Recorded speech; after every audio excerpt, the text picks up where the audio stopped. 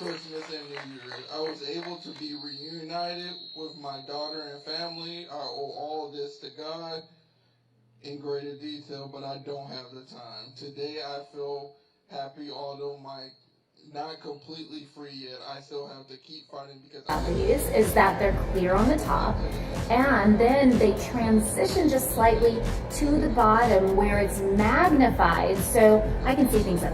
Us that have done so much fighting for us already, and we need to carry on.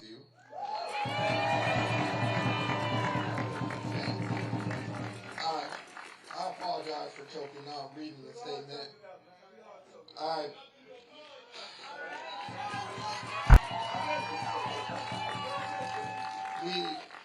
I don't know him too well personally, but when he came home, we talked for a little bit, and I know some of the more detailed stories of the detention. On what they've done and continue to fight.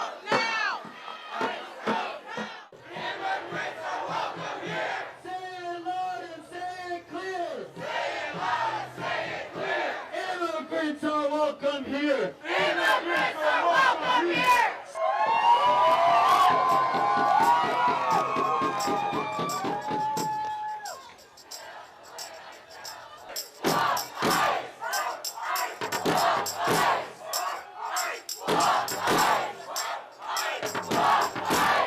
Can you hear me now? I feel like we're at a turning point. I can't say it enough, but, you know, things have got to change. This is just a loop. I think a lot of these live streams that are going right now are just like loops from earlier. I don't think, not sure if this is happening live.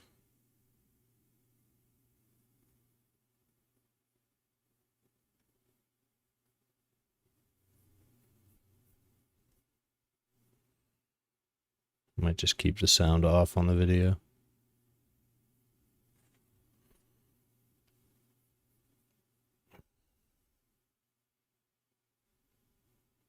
Should just be coming through the desktop audio thing. Maybe the mic was picking it up.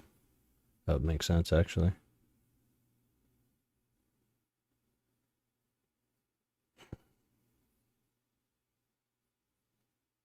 Pull this up a little.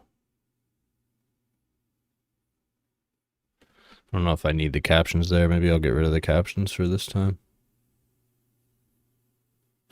Just want to be able to see the video.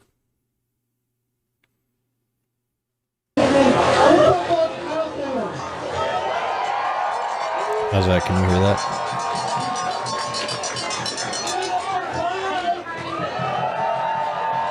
Talk chat.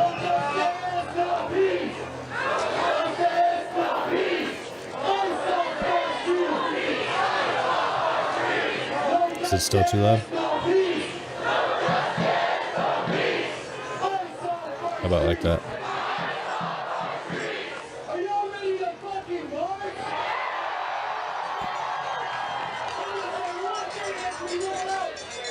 Yeah, I feel like this is footage from earlier.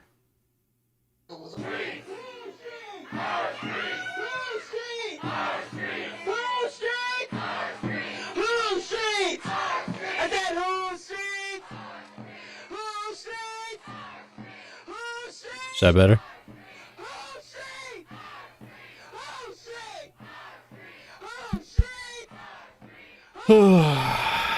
Oh yeah, we're just chilling here. Got these protests happening in multiple cities. There was the initial shooting in Minneapolis, and then another shooting happened in Portland. I believe it was the same story. It was a guy in a car, and ICE agent freaked out and shot him.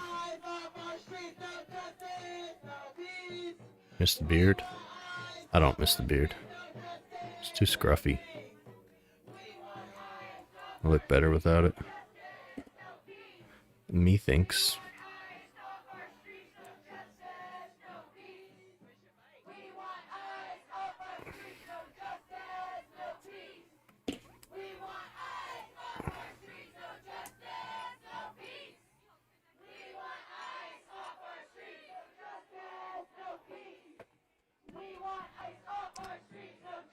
So yeah, I think this is currently happening. There's no way that their protest is this populated in Minneapolis right now. Let me see if I can find something else. She said I'd look ugly as shit right now.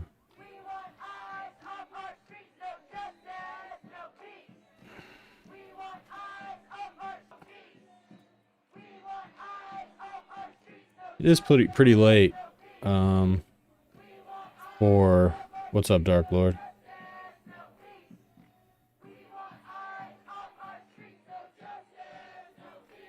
Is the stream getting choppy?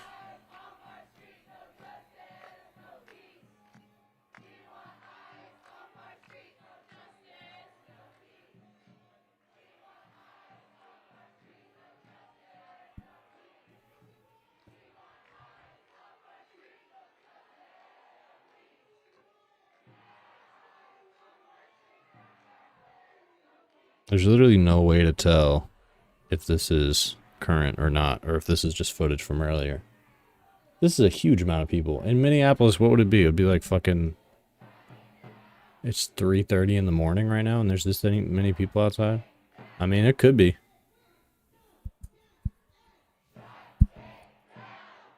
I gotta try to find some other...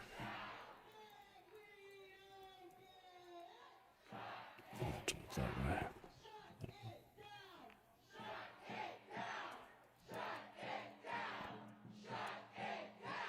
You want? So our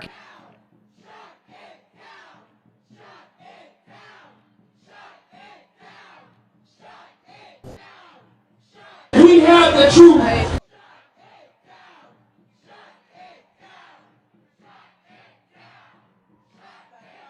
Yeah, I think a lot of these live streams are cat.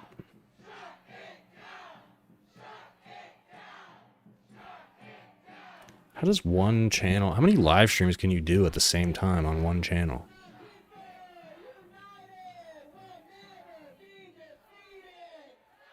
Is that really the grift? You just do a bunch of fake live streams whenever an event happens?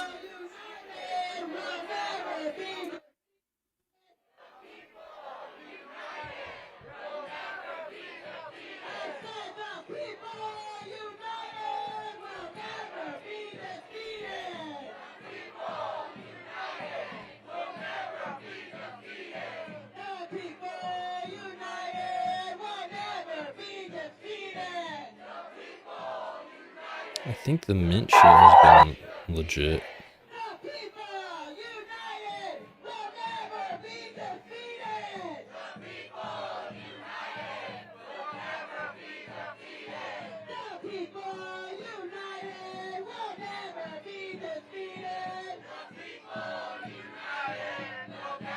I feel like that's a loop because I was seeing the same thing when I first got on stream. I really can't tell. This is day 21 of my husband doing Tai Chi workouts. Democrat primary? I don't know. There's a lot of time before that. It's probably going to be a lot of people. Probably going to be a lot of people in the primary. Probably most of them are going to suck ass. Looks like Kamala Harris kind of wants to run. Gavin Newsom is probably going to run. As for who's going to win, I don't know. I do not know. Right now I'm reading a couple interesting books. I'm reading something called Black Shirts and Reds by Parenti, I think is the guy's name. It's a pretty well known dude. My friend recommended I read this book. It's called Rational Fascism and the Overthrow of Communism, which is kind of a crazy title, but it's a leftist talking about fascism and communism and the combination of the two. I'm also reading Handmaid's Tale. How cooked? We're looking pretty cooked. We are looking pretty cooked. It's hard to have the right frame of reference because when you look at things from a left perspective, things look so bleak and they're clearly escalating. But also, if you look at from a more historical perspective, we are certainly in times of insane wealth and innovation, and for the most part, peace. You know, as far as the world is concerned, we're not in the middle of a world war currently. Obviously, Trump, you know, tilts us further in that direction. So all of that is to say, not everything is just fine, but like those are factors too. You know what I mean? So like the material conditions being bad in America and, you know, unrest increasing, as well as having the type of administration we have, all of that looks really bad. But also the sheer amount of both like material wealth and inequality at the moment, I think makes it somewhat unique. Because while the peasant class of America is rowdy and living in unrest,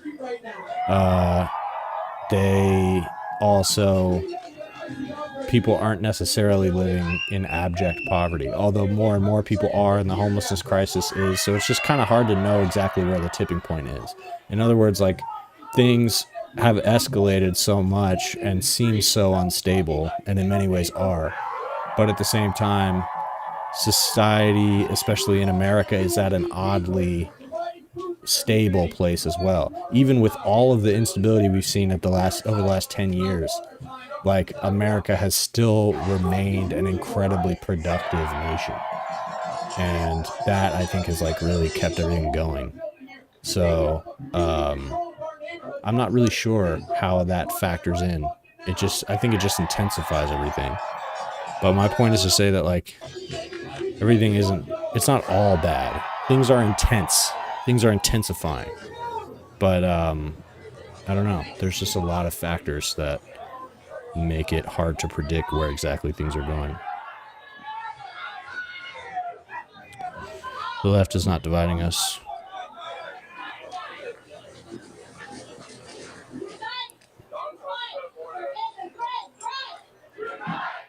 No, I'm not a Democrat. I'm a leftist. I'm for sure on the left, but I'm just not a doomer.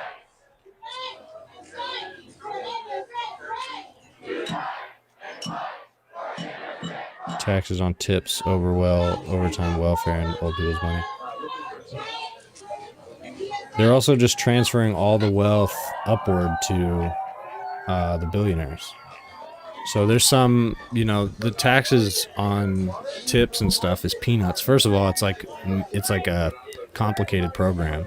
Most people aren't receiving that. But also, it's peanuts compared to how much money they're giving away to the wealthy. They're just giving all of your money to the wealthy. All of your tax money is going to people like Elon Musk. That's what Republicans do.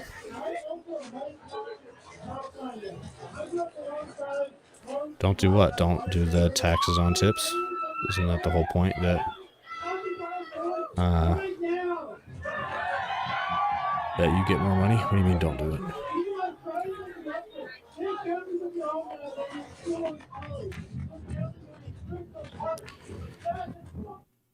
It's so funny to say Democrats are dividing us and then say fuck the poor. That's hilarious. The wealth gap is crazy. I feel like shit should only make a certain amount. Yeah, absolutely. And really, it's just it's top marginal tax rate. Like the profit incentive needs to be cut into a little bit, and there should still be a profit incentive, but people shouldn't be able to just profit endlessly and squeeze their employees' wages.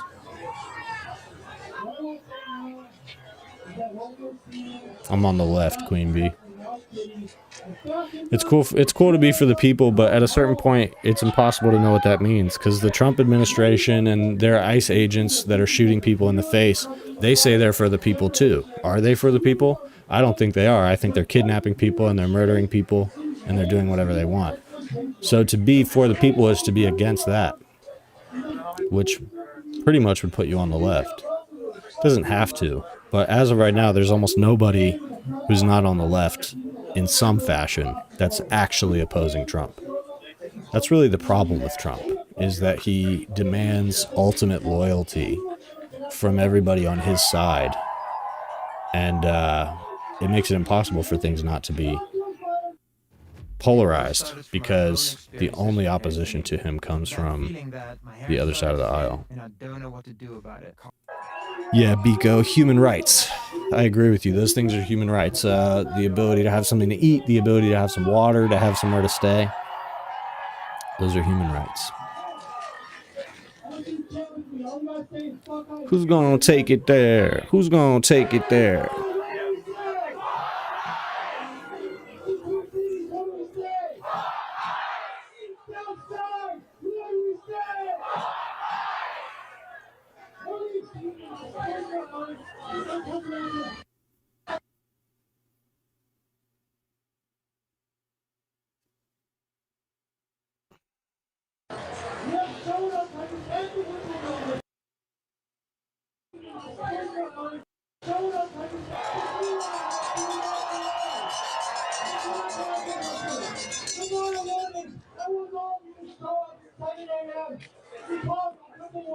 Yeah, that's a fact, Queen Bee. I'm with you. Hell yeah, Smooth. Which ones do you like the most? Which topics? No wonder some people have to choose food or gas to go to work. Yeah, it's pretty bleak. I guess that's ultimately what it comes down to. You have all this prosperity and all this wealth in this country, and yet people still struggle. And how can anybody believe in the American dream when that's the case?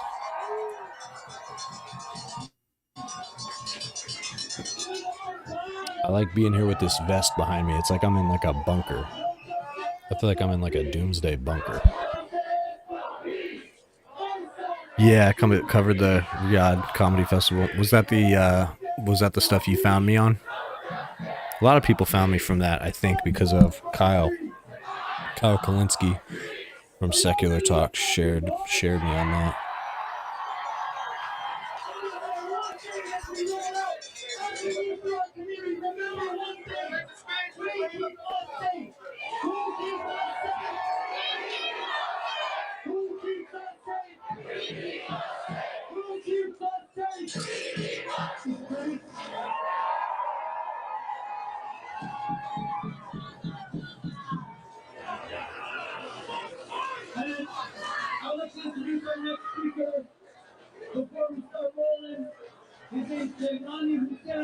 Yeah, I believe, like, even if you're not particularly smart with your money, you shouldn't, you shouldn't be living at the risk of death via poverty at any moment.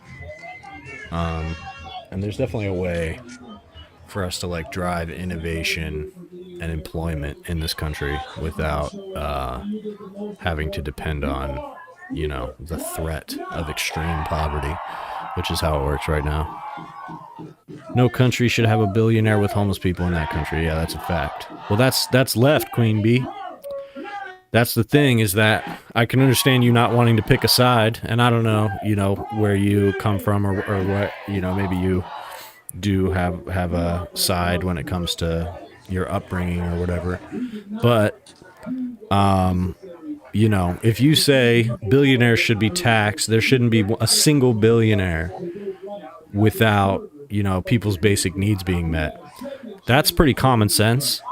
But as far as America is right now, that's left. That's pretty far left for how America is right now. So that puts you on the left. I can understand not wanting to be caught up in all this culture war stuff, but that's a left-wing position. Senior counsel policy advisor, every billionaire is a policy failure. Yeah, exactly. That's a great way of looking at it. And they hate that. That terrifies them, because occupied golf courses is such a good idea. The problem with that is it's hard to access. Some of them, at least.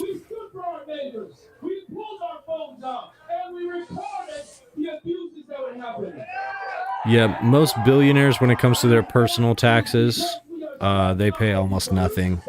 Sometimes through their businesses, they pay taxes. Sometimes they don't, because a lot of times businesses have this offset thing where if they operated at a loss for a certain amount of time, they don't have to pay taxes for a certain amount of time. So a lot of huge companies like Amazon got away with, and may still even be getting away with, not paying taxes because of that particular policy. But there's a million things like that they can do. So it's complicated. It's not like they pay no taxes. They definitely pay some, but proportionally, like the amount of profit that they take home versus the amount of taxes they pay versus the amount of net pay versus gross pay that you get on your check is like staggering. And even you say you're in a financially good position, probably a good chunk of your money is going to the government taxes. You factor that out. You don't even think about it. That's not how it works for them. They can create, they can set up their finances so that the minimum amount goes to the government. And in some cases, they just avoid taxes because they can deal with it later.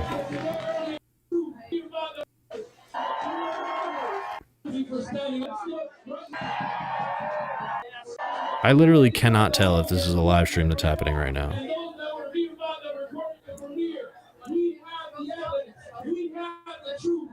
Are they really out there at fucking 4 in the morning? I mean, it's not unheard of, but this is a lot of people. I just can't find it. Let me look on Twitter.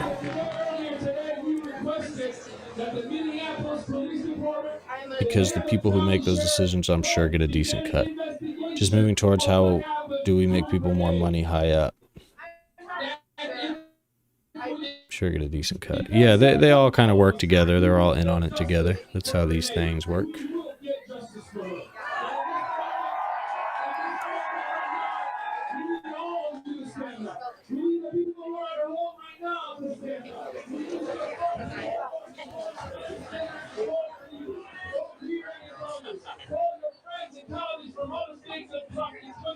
We need to bring ice back in. We need ice out of Minnesota. And we need to shut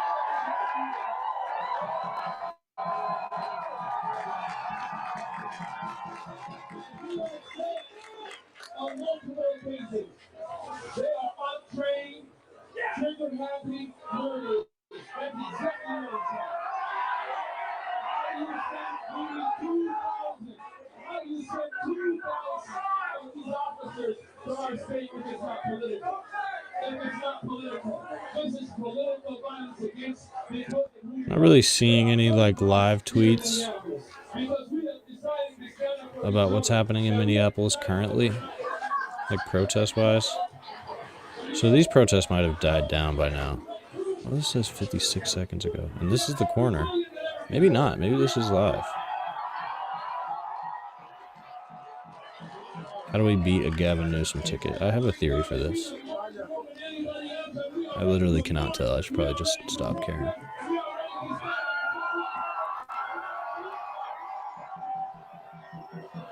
You should have children playing there. Well, yeah, that's why he's the villain, because it's an American-made movie. So obviously the concept that, you know, infringing upon someone's private property is, you know, unthinkable.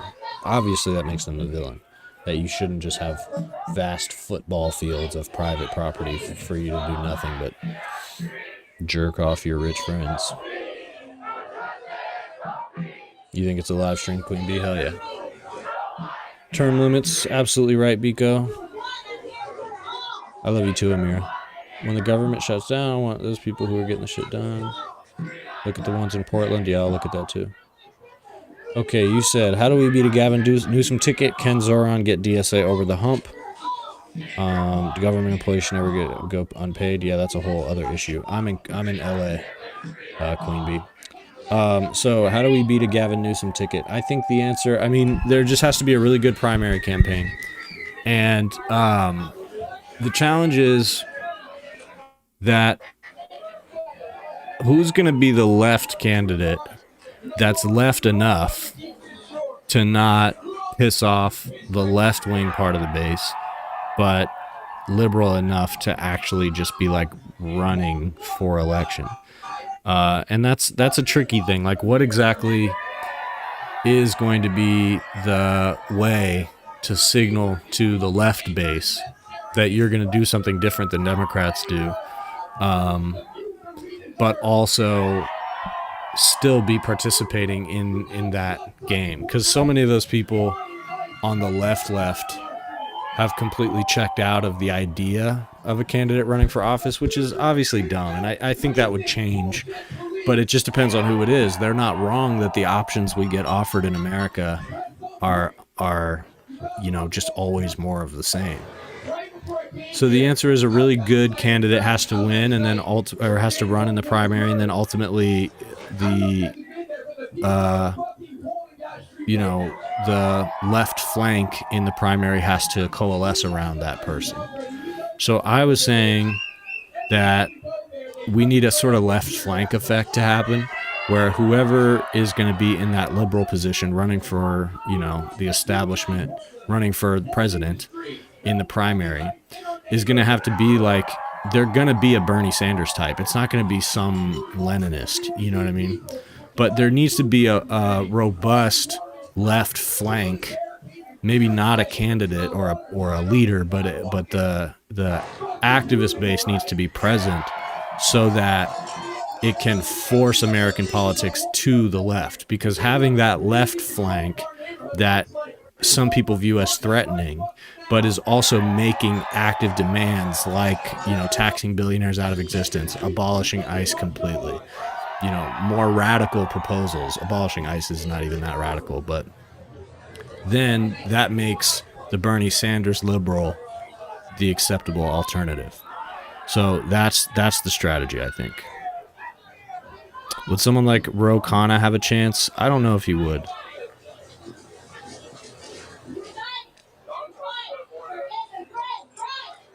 Can Zoran get DSA over the hump? I think so far he's doing a great job. We'll see. We will see. I really don't know, because the whole Zoran thing is based on him doing the job differently than we're used to seeing people doing the job. So seems like he's doing that so far, but there's no way to tell.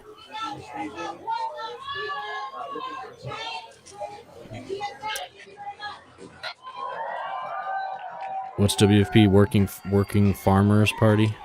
Worker Farmers Party? Tallarico needs to do a better job of getting left flank support. I think Tallarico's doing okay. Jasmine Crockett seems like more of an inconvenience than anything.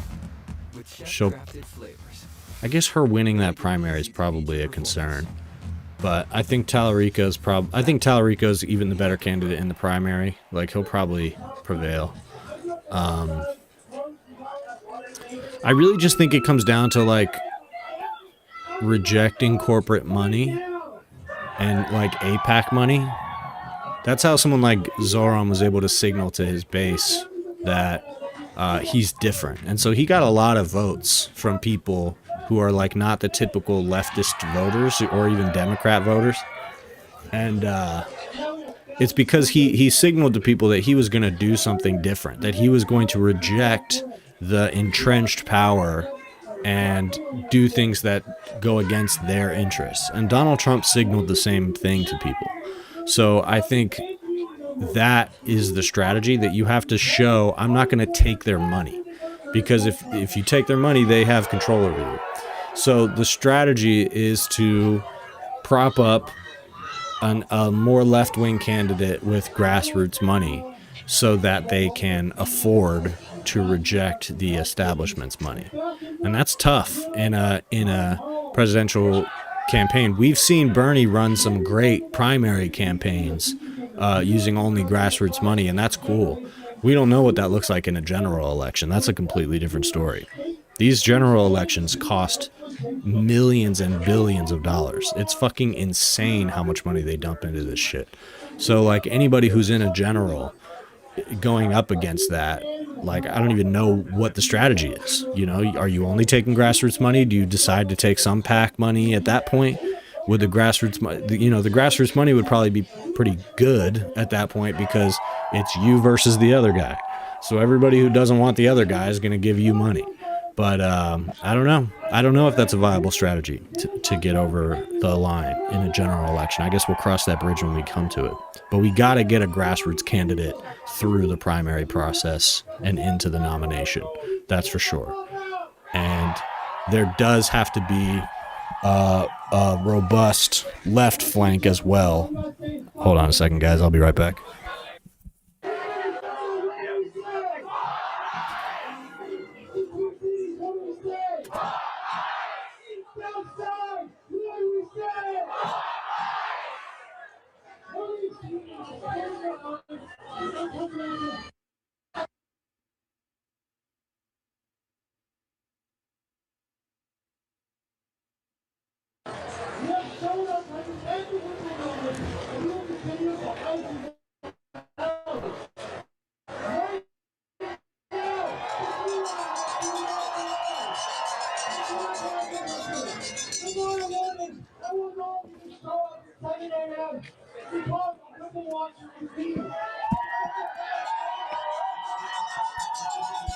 Yeah, so there's got to be a left flank outside of the electoral process that is also dominating a certain amount of the conversation, and that's I think going to be the tough part. The tough part is not going to be to find some, you know, populist liberal, somebody who gets it, who gets what's needed at the moment, DSA-ish, you know, liberal-ish type candidate. That's not going to be hard. Somebody's going to pop up. Even Gavin Newsom, if he felt like that's the way to win, he would do that. The problem is, how is the left in general, the overall concept of left-wing ideas, going to reassert itself as the common sense position? Somehow the right has asserted themselves as the common sense position right now, and you know, that shows how nothing means anything, right? Like they're able to assert themselves as common sense without basing anything they have to say in fact.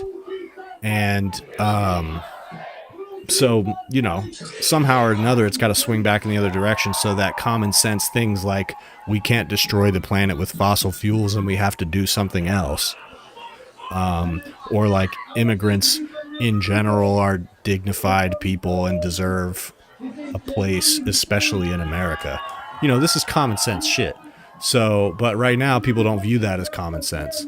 And so that to me is where if people view stuff like, you know, ICE shouldn't be allowed to shoot people in the face for no reason as crazy leftist radical, then how are more radical positions than that going to, you know, establish themselves in the discourse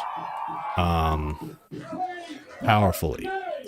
So that's my concern. I think it'll happen naturally. It'll happen on its own, because as these right-wing reactionary ideas fail us, people will be thirsty for different solutions. But the propaganda, the reactionary propaganda against left-wing ideas has been very effective. Hell yeah, Queen Bee, I appreciate you. We're going to keep fighting the power over here. Kanye back on his meds. Man, if we can get Kanye back on his meds, I don't think he would run as a Democrat, but I do think it would be like a monkey's paw curl. Like, just that, he wouldn't even have to do anything. Kanye being back on his meds would shift the balance of the universe in some fundamental way.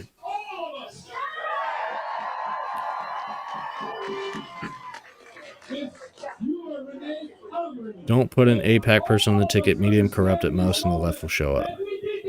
Well, it's not necessarily true that the left will show up, because that's not what happened in 2024. And that's not to blame the left, because there's no real numbers that show that if this certain amount of people had shown up instead of not showing up, or had voted for Kamala instead of Jill Stein, then she would have won. That the numbers don't really add up there, except for the fact that Kamala Harris depressed the base by saying the wrong shit because she's an AIPAC Democrat and a corporate Democrat. But it was the fact that I think, honestly, the corporateness of it was less the problem. And the problem, I'm pretty sure this is a loop. I think I just saw it loop. That we are holding our folks, they are not happy with the idea that all we want is accountability. That all we want is justice for people. That we will not. No, he's just walking around. The problem is that Kamala Harris took the wrong positions. All she had to say was arms embargo on Israel. And if she had said that, she would have swept the election. Because, not that that's the only thing people cared about, but if she had said that, it would have signaled to people that she is willing to identify the thing, the elephant in the room, and she's going to say something bold about it. And that's exactly what Trump does. Since Trump first got on stage in 2016, he points directly at the elephant in the room and he says, I'm going to do something about that.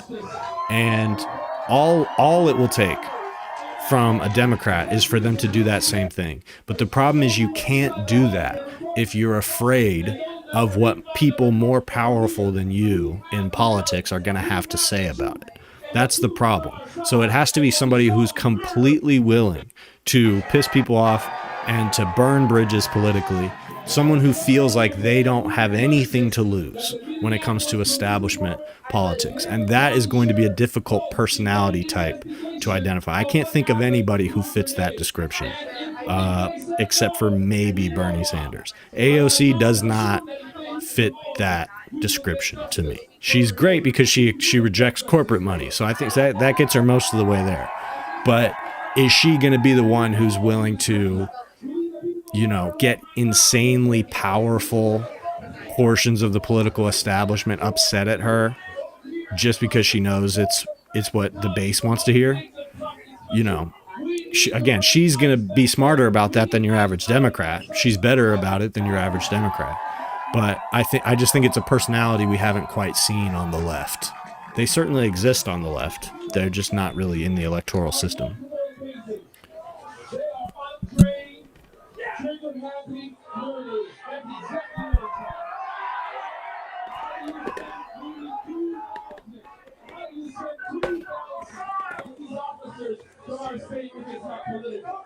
Jill Stein.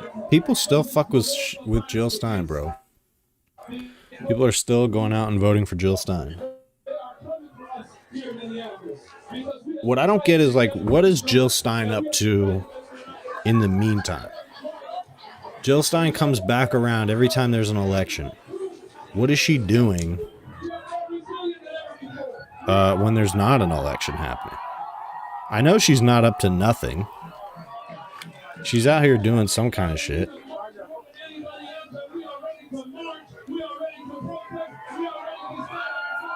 But I just wonder why people don't ask that of her. Like, what exactly have you done for me lately, Jill Stein?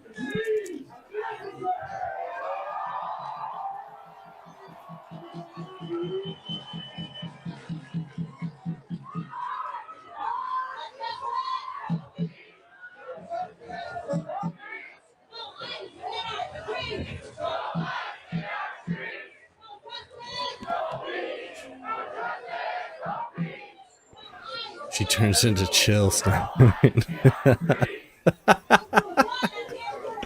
That's really good. That's a good one, Repo.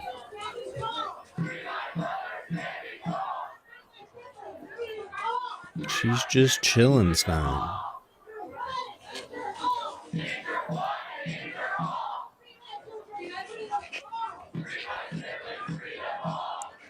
She's standing still Stein.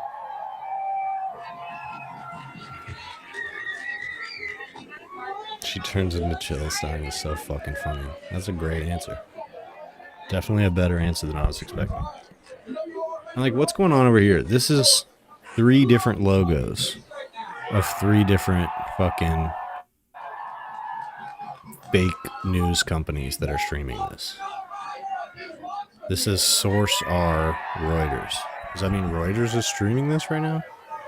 Like, what is happening?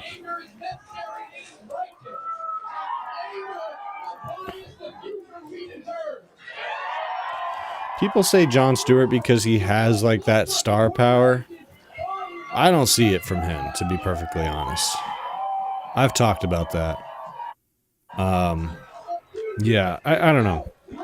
I like Jon Stewart. I think sometimes he has some good moral clarity.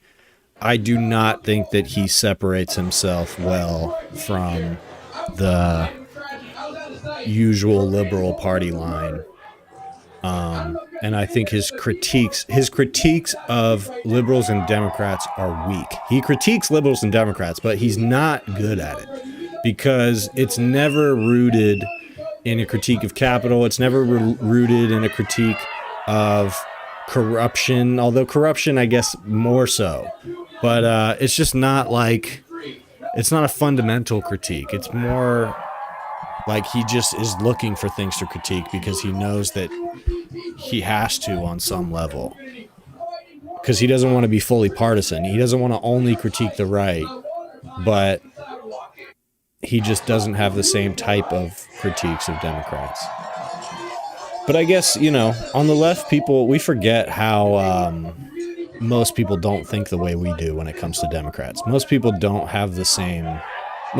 critique Democrats for anti-capitalist reasons. You know what I mean? Or don't necessarily demand an anti-capitalist critique from Democrats. But I just think it would make them much more powerful if that's what they delivered. If Jon Stewart was delivering a really scathing capitalist critique and a method, a theory for what to do instead of that, I think he would be an incredibly powerful candidate. Like, that's what it would take. You know what I mean? His personality, his charisma is not enough. Because if you're just trying to re-articulate the liberal worldview that has been dominant throughout the whole Obama era, then, like, you know, people are just not going to connect with that. They're just not. There's a lot of us that would rather that be the status quo and would rather a return to that, even if it doesn't really match our politics anymore. But the truth is that, like, a lot of people are moving on from that. They want something different. And so the reason they've moved on to Trump, this awful direction we've gone, is because Trump offers them something different. And so that whatever happens next is going to have to be something different. It can't be restated liberal politics, reheated liberal nachos. It has to be something like, you know, transformative, genuinely transformative. And you're not going to get there without a real critique of capital.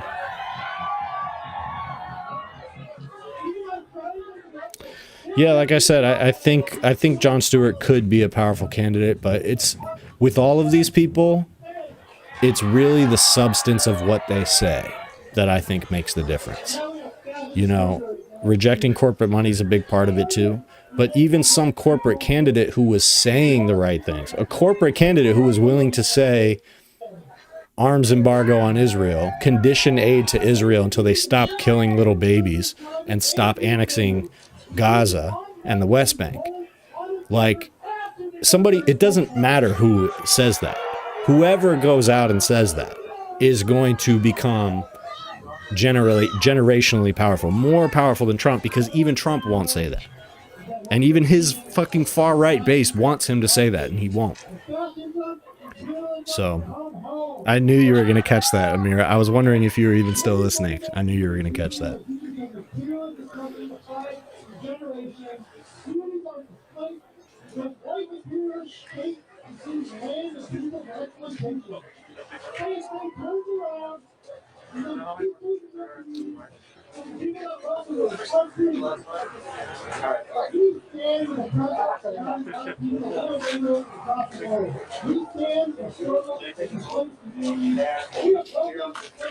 So what this appears to be is just different people speaking, kind of keeping the crowd hyped. This is a lot of people who are outside here. And this happens when there are these bursts of revolutionary energy. People get very animated and they organize quickly. And then either it turns into like a sustained yet unpredictable type of like, you know, prolonged thing, eventually it peters out. The question is how much pressure is applied in the meantime, and how ready are the people that need to be ready to pump the momentum. So I think this is going to be a pretty big deal because ICE is out here killing people and they're not going to stop. It's going to keep happening. That's something to keep in mind here. That this violence and this unhinged behavior from ICE, they're going to keep doing that, which is only going to continue adding to the pressure. And Trump is going to try to crack down on protesters and that sort of thing. That never really works. You can do it a little bit. You might end up putting some people away. You know, you might end up scaring a few people. But ultimately, like, you know, there's just too many. When you have these popular movements like this, there's too many people for you to crush it by punishing some of them. That just doesn't really work. You have to get really, really repressive in order for that to work. And I guess that's the direction the Trump administration wants to go. So we'll see. I mean, this is the conflict at the heart of Trump's power and Trump's administration right here. Resistance to his immigration enforcement and the behavior of these federal agents in the first place is its textbook example of what it means to Trump for the government to utilize power and what people's objection to Trump actually is. This goes all the way back to when Trump first stepped out on stage and said, you know, Mexicans are rapists, blah, blah, blah.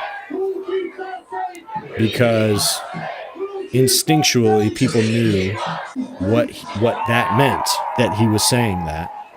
And it has carried us all the way to this point where you have these masked agents in the street, snatching people off the street, kind of a return to Nazi-era policing. And you got people getting murdered in the street by these federal agents. So the reality is that Trump's ability to stay away from this conflict that's happening right now is his ability to maintain a stable government. This is what's going to destabilize his movement. And it's not because this is what the people in his movement, you know, love this immigration stuff. So this strengthens their resolve. But when it comes to the real division in this country, the partisanship, it comes down to this fight right here. And that's where the Epstein stuff and the anti-war stuff that chips away at some of people's support for Trump comes in a little bit as well. Because in a situation where things like the death of Charlie Kirk and how much they love his immigration policy, in a situation where that is allowed to crystallize and be strengthened in the absence of anything that makes people doubt their support for Trump, which is really what has been the case this entire time. That's a situation where people are going to back Trump's ability to do whatever he wants, no matter what, and Trump's government to do whatever they want. But since they are doubting their loyalty to him, or I don't even know if that's true, but they're doubting Trump as a personality because of the Epstein stuff, because of the war stuff, and that could lead to his support collapsing when it comes to his handling of protests. But we'll see, because this is quickly going to turn from Trump against the people to Trump against the radical left Marxists. That's where they're going to take this. They're going to take it there fast. And they've had a lot of success doing that with their base. So, you know, this is at the heart. This is at the heart of the Trump movement. It's not going anywhere. I hope that this sparks resistance that sustains the rest of his presidency. That's all I can say. All right. If the Dems win back Congress, I mean, I think ICE needs to be abolished. I think somebody needs to run on it. Is it possible to do? Yeah, of course it's possible to do. They could get rid of ICE completely if they wanted to. It's just a matter of the political will. But the reality is, if Gavin Newsom runs, and he runs on, am I not in frame? No. if Gavin Newsom runs and he runs on, you know, ICE are really good guys and ICE isn't the problem, it's Donald Trump, then ICE is not going to be defunded and ICE is not going to be abolished. And he probably wouldn't win. But if he does, he's going to win on a more right-wing basis. But if the person who wins on a message of abolish ICE, then 100% it's possible to abolish ICE, and that person probably would win powerfully. At least in terms of if someone's trying to capitalize off of this resistance to Trump, that's what you do. You run on a message of abolish ICE, and you run on everything that Trump is weak on.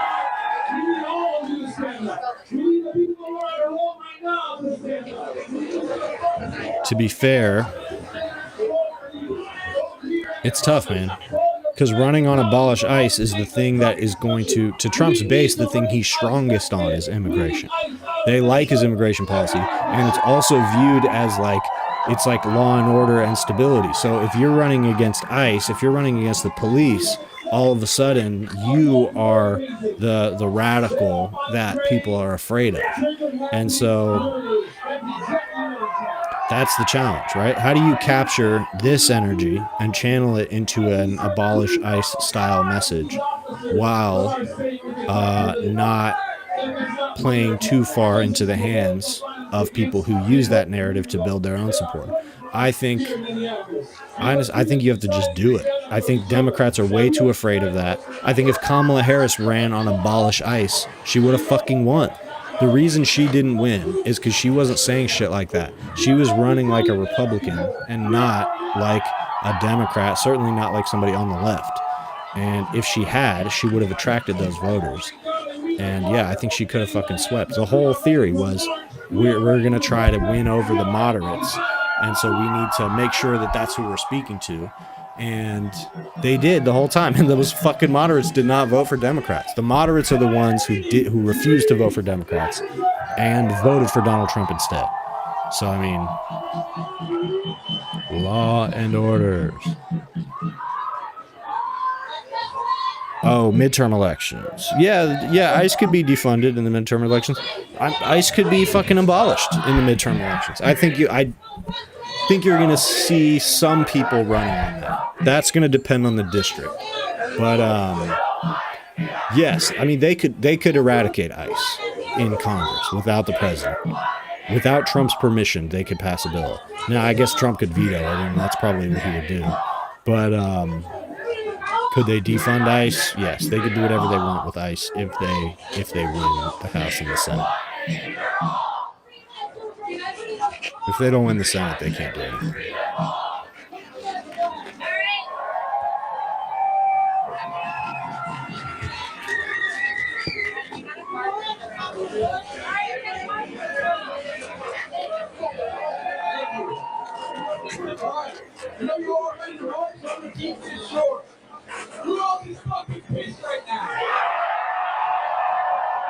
There we go.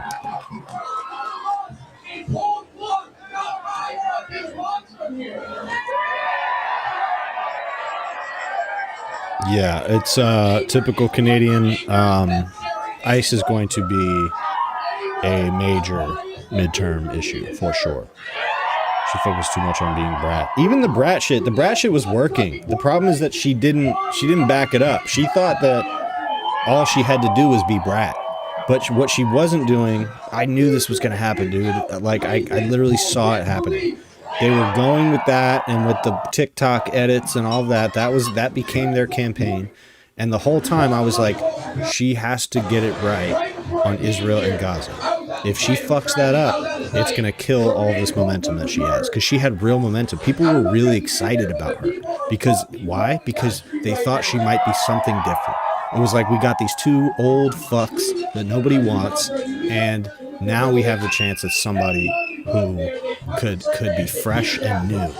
And she thought that just the fact that she had that aesthetic, that she was younger, and the TikTok crowd was liking it, and the brat stuff, she thought that was enough, that she didn't have to try to appeal to the actual left base. And that was a huge miscalculation.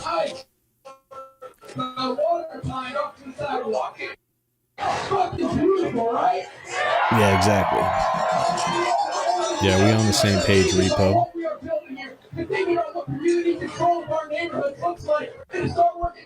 No, yeah, I do. I think you're right, Amir. I think she did.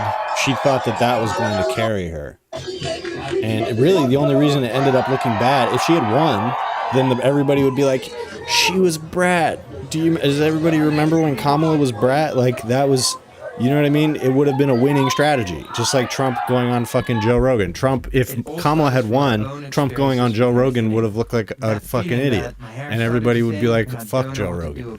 So, like, you know, again, it's really about the substance. Like, the brat thing could have worked. It was almost working. But, yeah, she just didn't want to, she was just scared to say anything cool. I think that's what it comes down to. I think if you're going to be a presidential candidate at this point, you got to say cool shit. You can't just say smart, strategic shit. You got to say cool shit that makes people be like, oh, fuck yeah. And some people are going to be like, whoa, I don't know about that. But then in the back of their head, they're like, it's kind of cool that he said that, though. Like, that was pretty cool. That's where we're at in America. That's what's needed.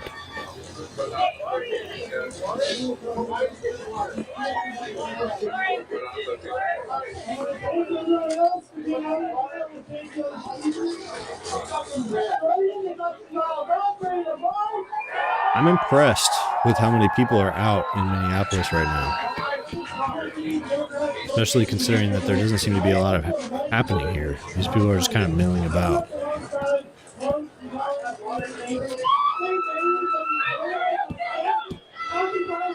I always wonder how protest movements like this can be made more sustainable. Because once you see it a few times, you realize how consistent this whole pattern is. Where it's like, you know, this flashpoint happens, people gather, sometimes the movement's really powerful. It turns into marches, in some cases it gets a little destructive, and then the media narratives start about that. And then it eventually kind of just peters out. Because these people aren't doing anything. Like, they're there, and right now, they're feeling an energy of like, okay, this is a moment we have to be here. But all of them have lives. A lot of these people got fucking jobs to do in the morning, and they got shit to do. And there's a reason people aren't out like this protesting all the time, is because people have to get back to their real lives. So how do you make it so that a protest and protest movements fit more into people's lives and are a part of their regular, you know, not just routine, but like their practice? You know what I mean?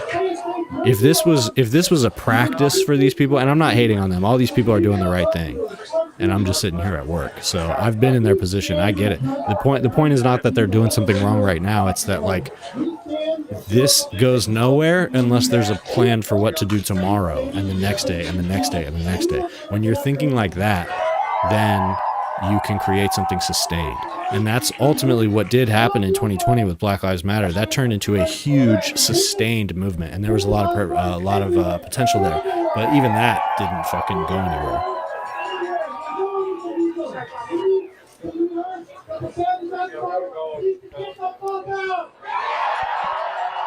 EBK, you talking about me? I piss you off? Why do I piss you off, buddy? Just be a good president, there will be no protest. There certainly wouldn't be any protests like this. I don't know who EBK is, but I assume you're talking about me. Why do I piss you off, buddy?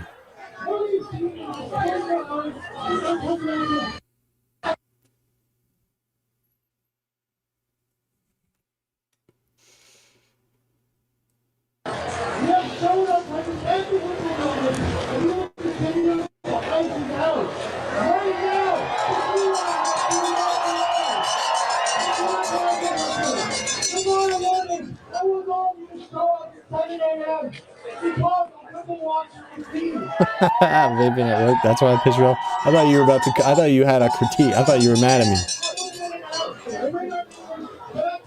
Is that crazy? I don't know if that's the craziest thing I'm doing at work right now. I gotta be honest.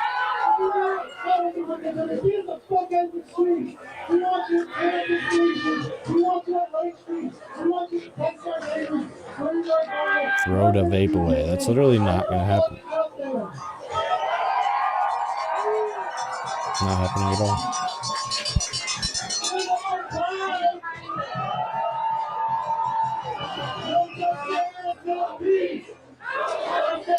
Slowly and surely. Throw the fucking vape away. One day I will what? Quit vaping? Yeah, sure. I don't plan on doing it like forever. I will vape forever. I will never quit vaping. I'm committed. I'm committed to vaping for my entire life.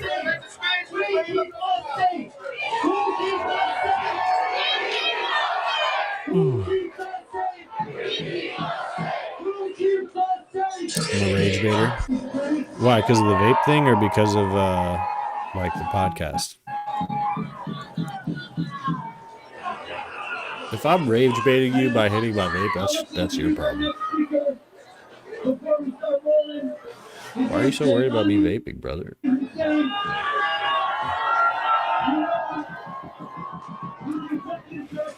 Yeah, it's a weed vape.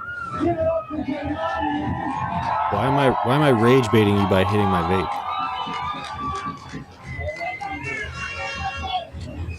What's wrong, my friend? Are you is it because you want to be hitting a vape and you can't? Is it like am I triggering a temptation, or you're just frustrated that I haven't quit?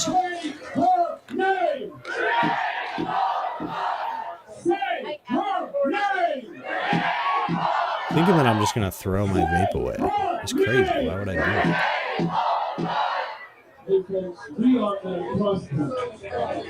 That's ridiculous. Are you being triggered? Are you being triggered by my vapery?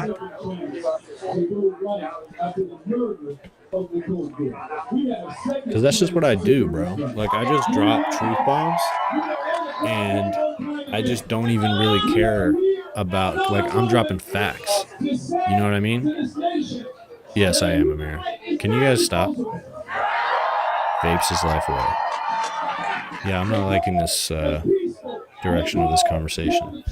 No problem. So for our neighbors, the call is all of us. If you are Renee, I'm Renee.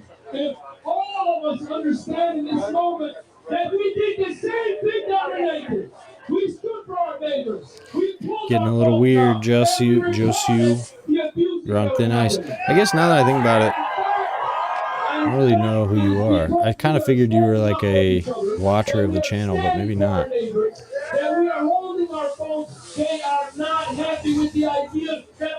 Because you getting kind of weird with it. Yeah. I was having fun talking to him for a second, but he was being weird.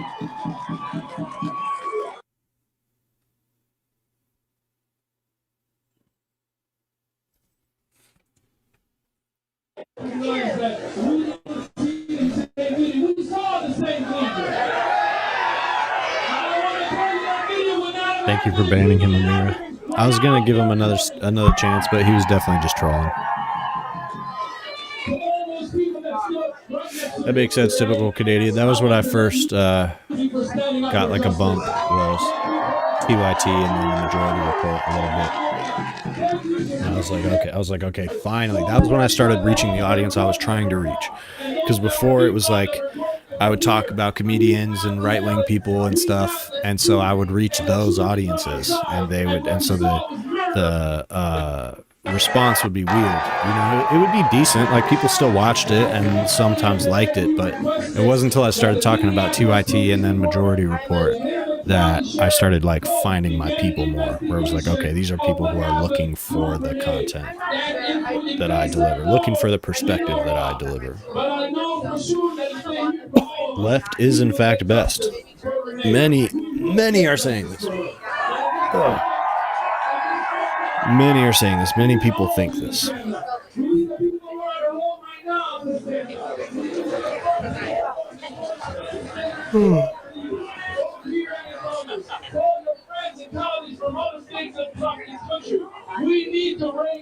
Yeah, Majority Report's a lot better.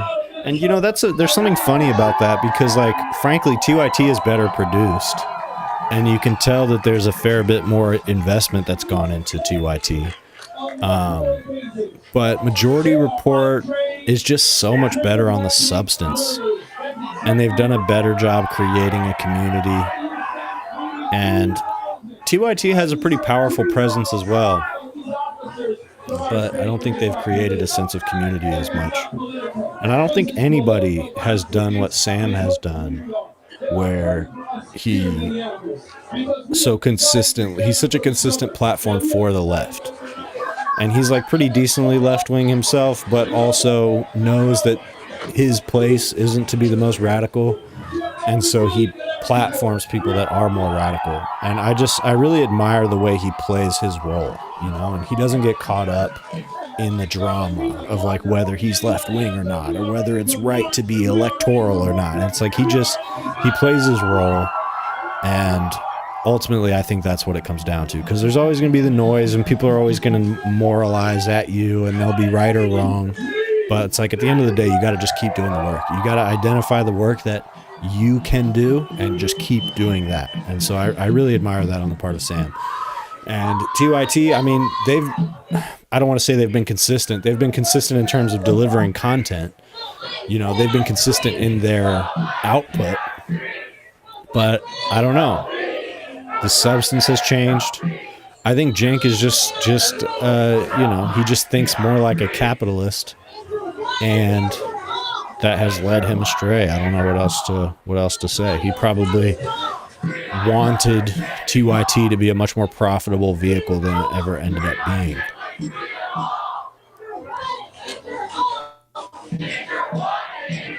Brought to you by Polymarket Studios. They're not with Polymarket anymore. That changed to something else, but I can't quite remember what it was.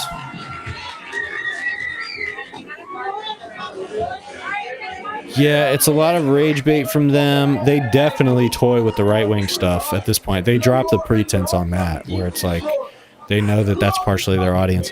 But now they're running into the exact problem that everybody was saying that they were going to run into, which is that you're going to find that these people don't actually agree with you. They're not actually anti-war. They're not actually interested in halting the power of the Trump administration. And so now you have nowhere to go. You've cultivated this audience that really isn't politically aligned with you. And, you know, so in the interest of pursuing this revolution, like, you've aligned with people who don't want that revolution. They're never going to fight with you for that. So I don't know. It just seems to me that they're in an awkward spot. As some of these narratives and stuff start to collapse around being anti-war or whatever, it's like, I was at the site of a tragedy. I was at the site where Renee Copeland was murdered. I don't know if you guys have been there, but the people are fucking holding that street right now. We know that I see already. We know that the Lincoln building. Every time we go there, they pepper spray us, they tear gas us.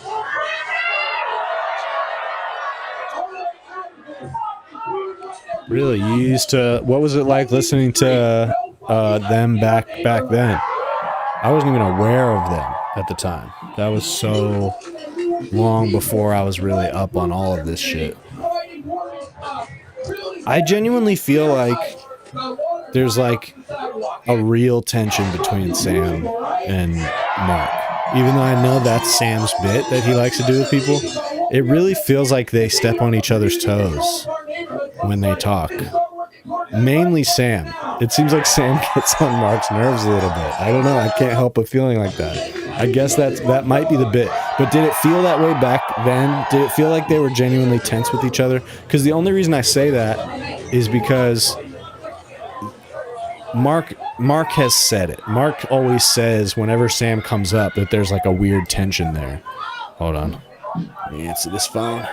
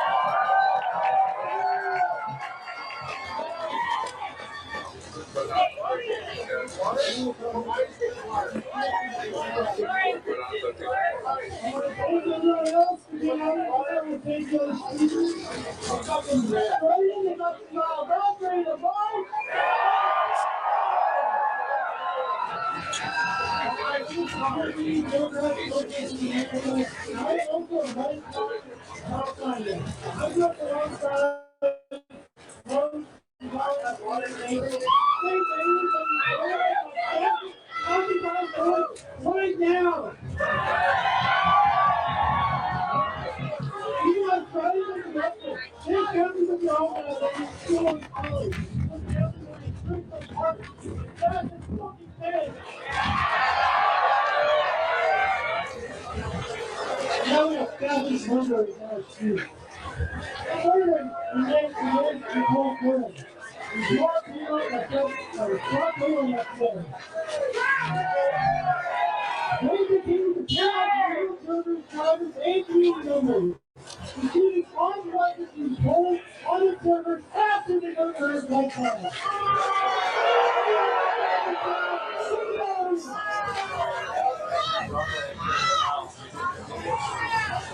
What I will say now is that what we're seeing is fascism from our city, and fascism and terrorism come home. What up? Just had to answer the phone real quick. We're just talking about this shit going on in Minneapolis and the protests and, you know, random chatting like we always do. How you doing? Crack me up. Big mistake. Big mistake. A lot of these deployments they've ended up having to back off on.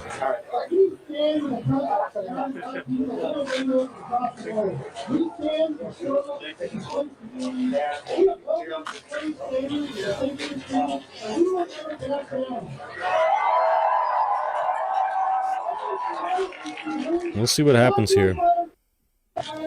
This could easily turn into Trump wanting to send more troops in.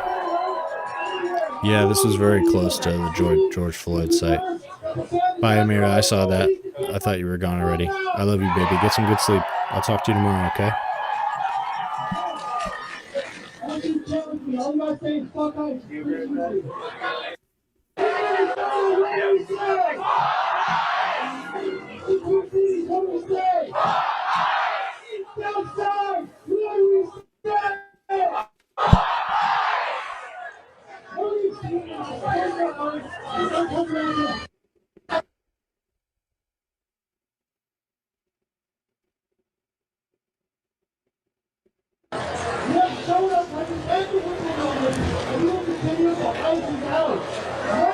Wish this was a closer angle. Can't hear any of these speakers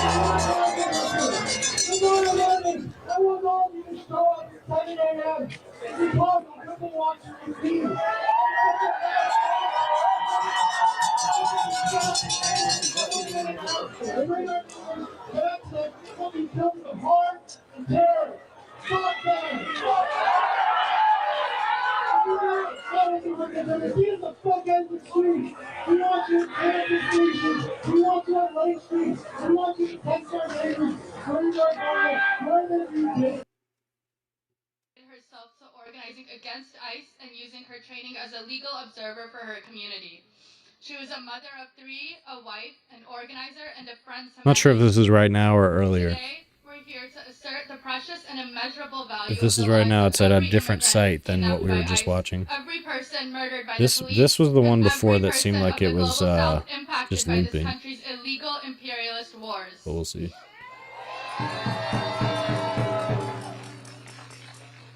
Killing Renee is one more notch in the belt of a racist, murderous, genocidal administration. Another hit of Trump's private mass armed militia that has been deployed across the country. They killed her not because they were protecting the law as they claim, but because they see themselves as above it, and because they want to strike fear into any person of conscience that tries to get in their way. And of course, we're witnessing that administration lie. They'll tell you that the video of a woman in retreat is actually evidence of domestic terrorism. They'll claim that these agents armed to the teeth were acting in self-defense. It's a classic fascistic pattern to create unlivable conditions of violence, then paint all those who dare resist as violent terrorists. She's and big. claim that the offenders were only acting in self-defense.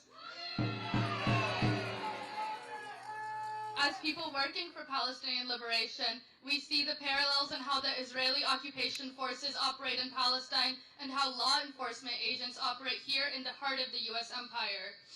We know that they take their disgusting tactics from the same playbook and that they work hand in hand to exchange strategies of violence and brute force with one another.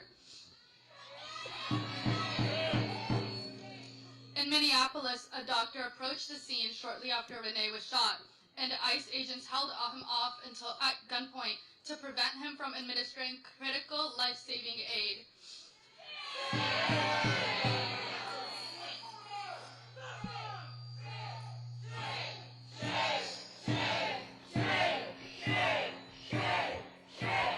Ambulances were also blocked off from the scene when they arrived.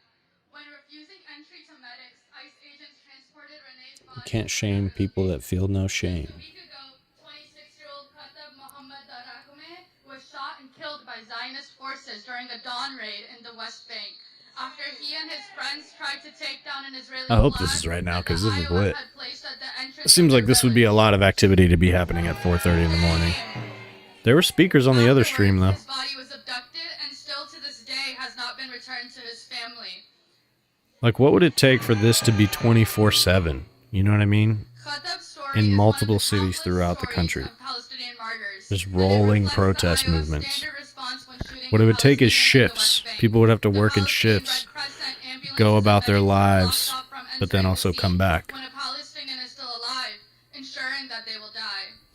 Then the Zionist entity abducts and holds the body indefinitely, granting impunity to the soldier who fired the fatal round and punishing the grieving family by depriving them of the ability to hold a dignified burial for their loved one. In the end, they claim self-defense and call all Palestinians terrorists, while they actively steal their land and murder our people. The killings themselves are extremely public and meant to function as a form of deterrence for any future resistance. This is further proof on how our struggles are interconnected, as the U.S.'s violence domestically is connected to the violence that it supports and enacts abroad. The oppressors of the world share their tactics to suppress any resistance to their tyranny. They do this to I don't know how long I'll stay on tonight. How long do you guys think? Maybe I'll rap a little bit or something. You guys in the mood for that? Should we just keep watching protest stuff? Should I talk about other shit? We will get justice for Renee, for Fatab, and for all of our people by flooding the streets and organizing to strengthen ourselves and weaken our oppressors. I'll just play some music for you guys. I read 1984, using it as a roadmap, don't believe your eyes stuff. Yeah, Trump has always been like that. He's always, to me, been the embodiment of, like, 1984 style propaganda. Like, that's why it's just, since day one, it's been bizarre to me that Trump works, because not only is he such an embodiment of like, you see one thing and you say one thing, you know, you see one thing, you say the opposite style propaganda. It's so obvious that he's doing that, and yet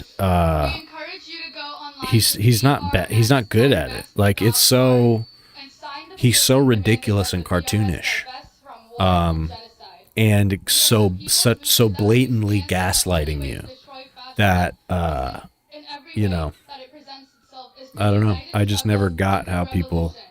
It shows you how a book like, you know, a concept like 1984 works, like where that comes from. You know, the idea that, like, you know, if you hit those right notes, it doesn't matter how absurd it is. It is absurd. Yeah, this is just a loop. It doesn't matter how absurd it is what it comes down to.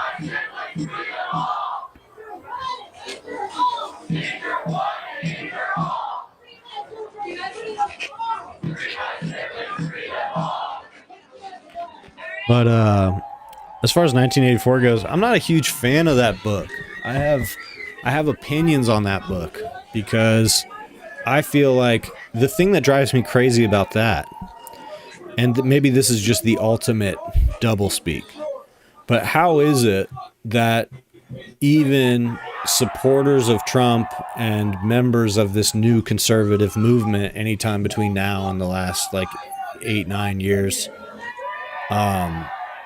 the amount of times that they use the book 1984 to push their own propaganda and say, you know, liberals are 1984-esque with their censorship of, you know, non-woke, blah, blah, blah. They say that all the time. They reference 1984 all the time. And yes, they haven't read it and they don't know what they're talking about, blah, blah, blah. But that's part of my problem with that book is like how I think he did a bad job writing it. If it can be misappropriated by the very fascist elements that you are critiquing in the book, then it just seems like you did a bad job of explaining what exactly you were referring to in the book. And the purpose of that is that he's not specifically talking about a certain kind of fascism. He's saying this is totalitarianism in general. This is the endpoint of many different ideologies. But I think that has led to the brain soup that we're at now, where people can't meaningfully distinguish between these ideologies. So they don't know intuitively that 1984 is clearly a book written about fascists. They're like, this is about communism, bro. And like that lack of clarity to me is kind of unforgivable, because Orwell's other stuff isn't that bad in that sense. You know what I mean? Like he is much more clear in his other political writings what he's talking about. He described himself as a democratic socialist, and then I'm not sure if he moderated from that position or if that's the position he moderated to. I think he was a real socialist and then became disillusioned with socialism after World War II and a lot of what happened in the 20th century. So, you know, that's when, in my understanding, we got writings like Animal Farm in 1984. And Animal Farm I liked okay because he's being very clear about what he's talking about, what the critique is about. And 1984, I don't think he did as good of a job.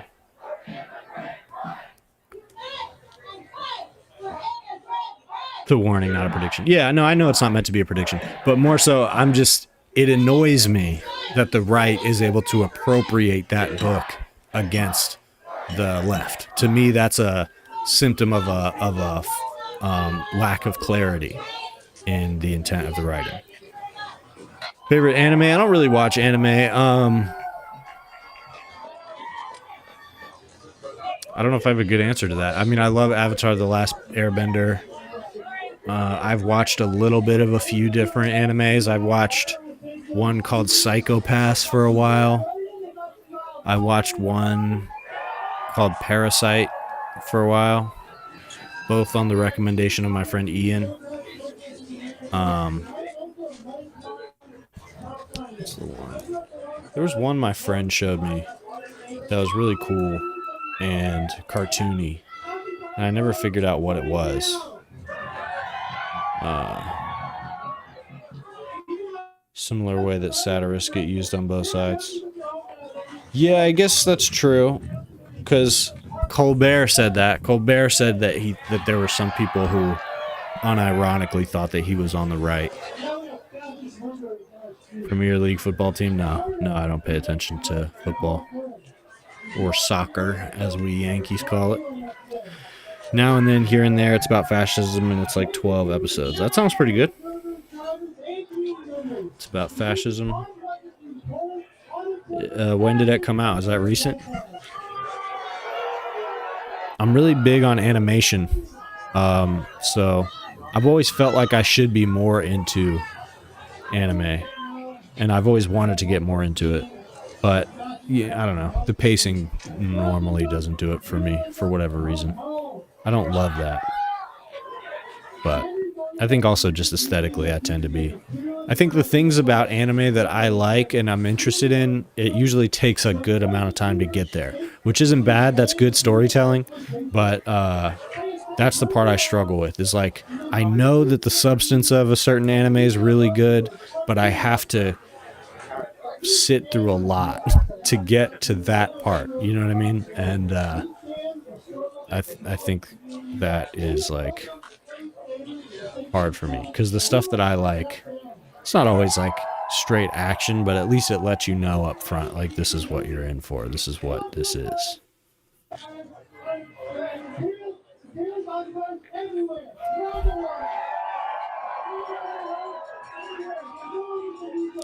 Only watch short shows. It's from 2000. You only watch short shows like short series, like only a few episodes or something? Why don't you like modern anime, RW?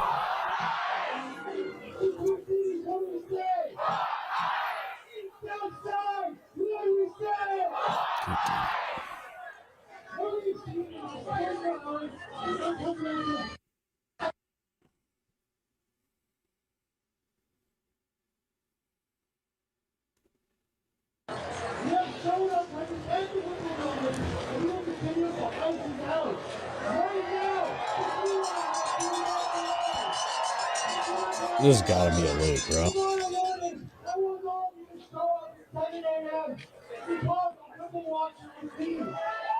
What do you say?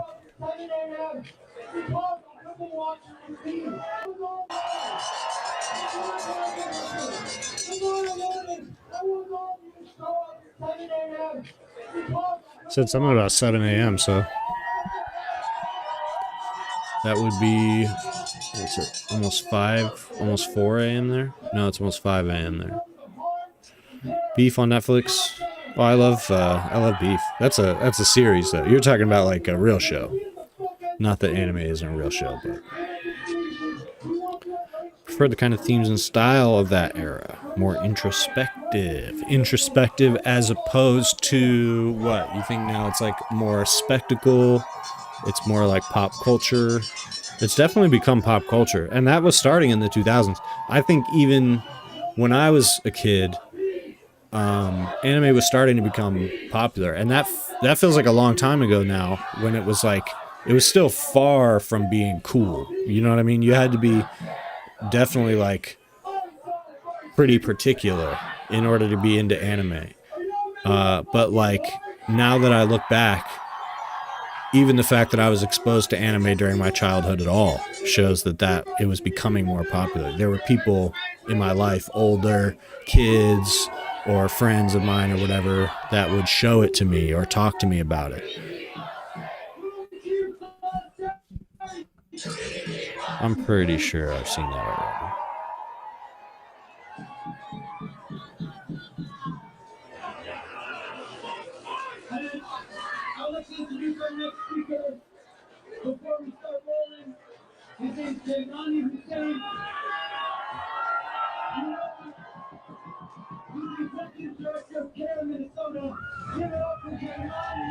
Yeah, all right, this is on a loop. All right. Wrapping that shit up. Fuck out of here. Shouldn't have watched that for as long as we did. I was like, it doesn't seem like a lot's happening here. This seems like a pretty boring protest.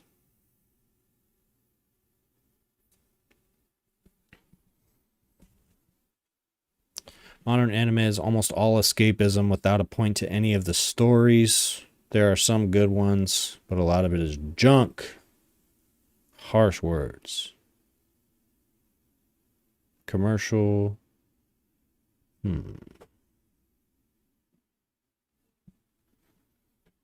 Escapism without a point to any of the stories. That's interesting. Is that a thing that is like more prevalent in anime? Where it's like about escapism? Because I guess all entertainment is about that to an extent. But isn't that like, I don't know, isn't there, it doesn't feel like American entertainment is so much focused on escapism, although partially, but like I do feel like you get a fair amount of like brooding and anxiety about politics and different things going on. And I'm sure anime does the same thing. Is I guess what I'm saying is anime escapist in a way that other entertainment is not? I guess I would describe most entertainment as escapist, but I can see anime being particular with that because it's so fantastical, it's so imaginative. That's one of the things I love about anime, and what makes me wish I could get into it more is conceptually it's so detailed, and it's so rich in all of these different stories, and like how vast the stories are, and so much detail in the art and stuff. Family Guy and Simpsons. I mean, those Family Guy and Simpsons is probably my favorite anime. My favorite character in Family Guy and Simpsons is probably Simpsons. Because he just, I think he really captured America's heart. American anime is 1,000 times better than Japanese anime. Sounds like you're rage baiting a little bit, my friend Chris Braun. Sounds like you're rage baiting in the chat. Big current trend in anime. A lot of seasonal anime is adapted from web novels. There aren't a lot of modern anime that deal with social stuff. Fanfics written by ChatGPT. Okay, let's get into this. Web novels. So you're saying seasonal anime is adapted from web novels, which I assume before we get to ChatGPT is like, that's like stuff that people just write online and put out there. So does that have to be popular? Right? Does somebody's story that they tell have to be like a popular thing? And then they, at some point, adapt it into anime? Or are you saying they just are adapting random things from the internet? People just put stuff out there and it gets adapted into shows? That can't be right. It has to have some kind of like audience or something, right? DBZ is in Japanese. What's your deal, Chris Brown? Why are you being racist in my chat, bro? What's your deal? King of the Hill. I would agree that King of the Hill is the best anime.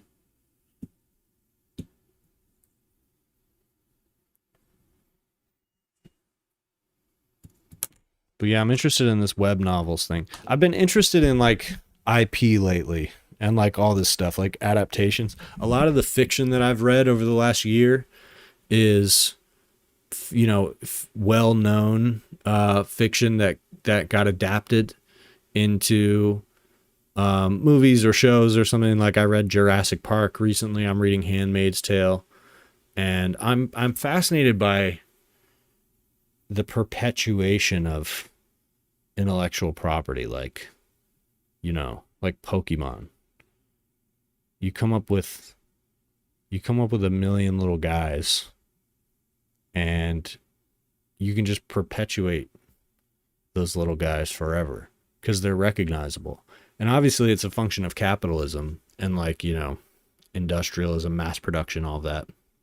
Mass production of plushies or whatever. But there's just something about perpetuating like recognizable ideas or figures or characters or creatures. I don't know. I'm interested in that. I think I've always been interested in that. All the animes with sentence titles like reincarnated as a cool guy with 5 girlfriends who are swords. They're very cheap to adapt, and every once in a while one hits a big. Okay, honestly, this sounds... I'm not sure how much you're exaggerating. Can you give me an example of one? Sword Art Online. That's an example of one.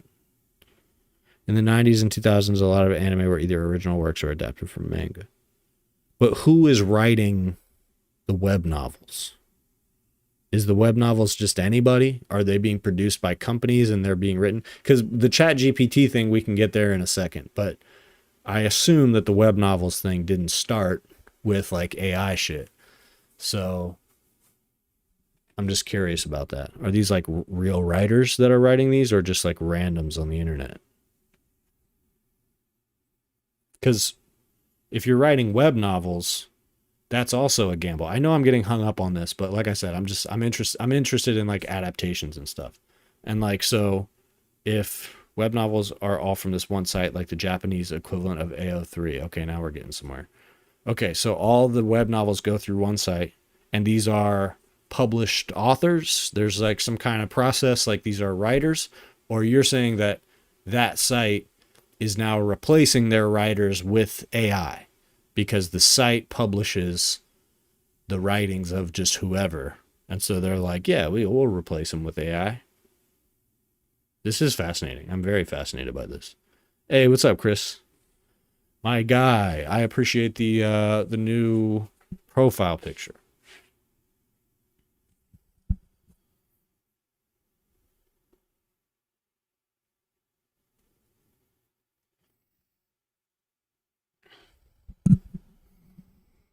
We're going to have to kill a lot of Nazis, man. There's a lot of Nazis to kill. Somebody's going to have to do it.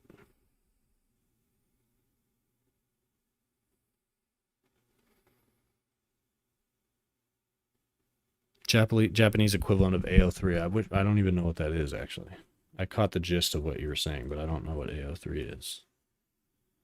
Fan-created, fan-run, non-profit, non-commercial archive for transformative fan works. Oh, okay. Oh, so you're saying people write fanfics of other intellectual property, and then that gets adapted. So the actual owners of the intellectual property are adapting fan-written stuff from online, probably without paying. And that's where a lot of the content comes from in that certain like scene of anime. LARPing with a bunch of lefty birds. What does that mean? You guys are saying a bunch of sentences I've never heard before in chat today.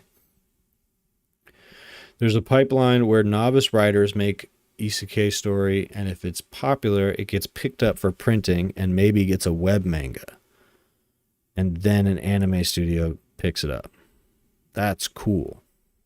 But okay, so now we get to the chat GPT part. So you're saying that is being encroached upon and replaced by AI. So now stories, fan fiction stories that are being written by AI are getting adopted to a certain type of anime.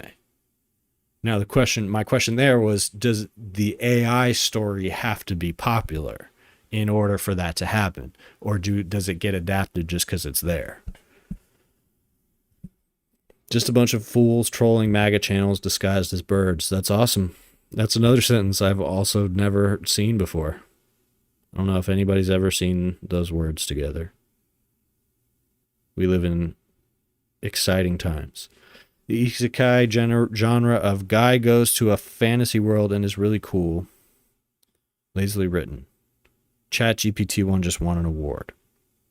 But it's not necessarily a thing. Okay, so the reward got revoked. So it's not necessarily a thing that all these stories are being written by AI, but like it happened in a prominent case and probably is happening more than people realize. But for the most part, as we know, this site that publishes these stories, it's still written by people, or are they known to be having AI do it? That is pretty smart. Just a bunch of fools trolling MAGA channels disguised as birds. Did it work? Do you feel like that worked? Nobody noticed it was AI, right? Okay, so the writing tends to be so boring that AI can replicate it successfully. Fascinating. This is a whole thing I was never aware of. What's up, Chris? Grand winner of the Isekai contest was done with ChatGPT. All the other contenders were people, we think. Interesting. I had another question about that, but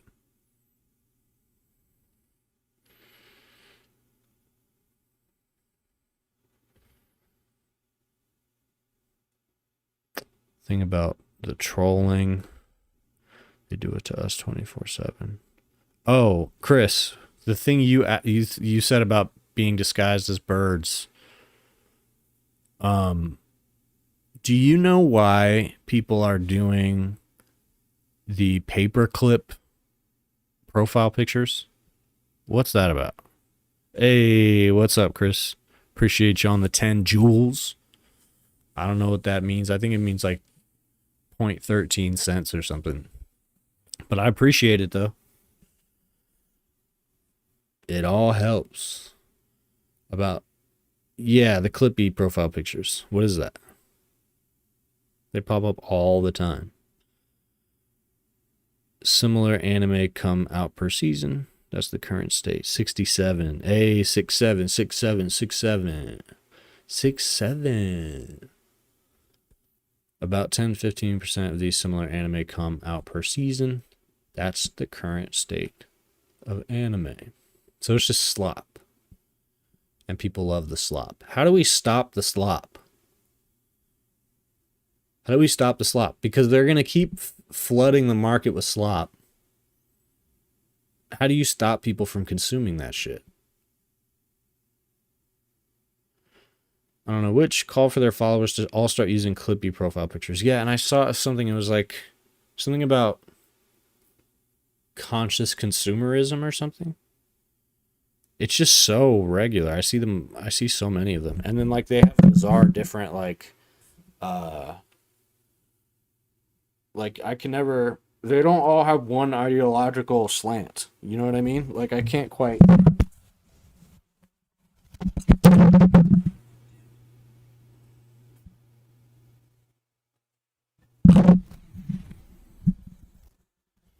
Sorry about that. I can't quite pinpoint like where exactly they're coming from.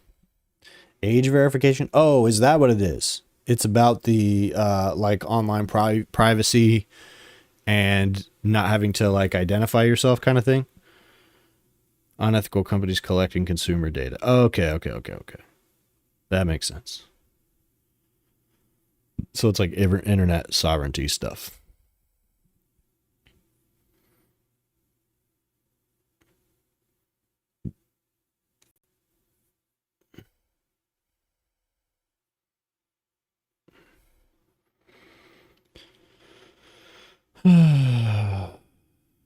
Where am I from? I'm from Cincinnati. Cincinnati, Ohio, boyo.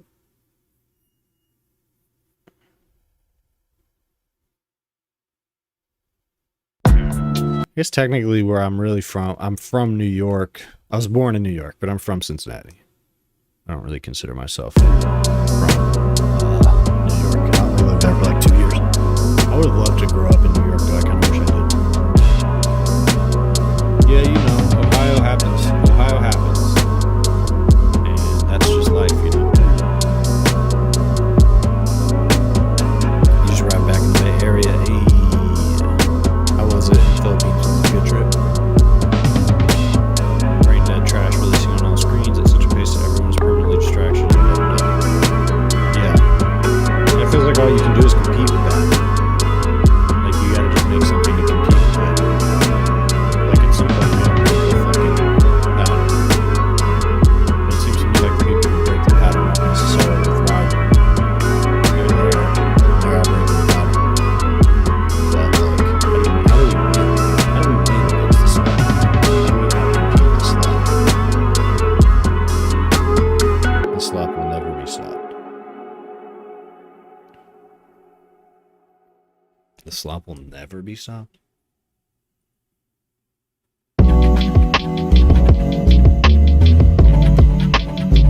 Music too loud. Nobody hear anything that I've been saying. Yeah, it's just probably. Is that better?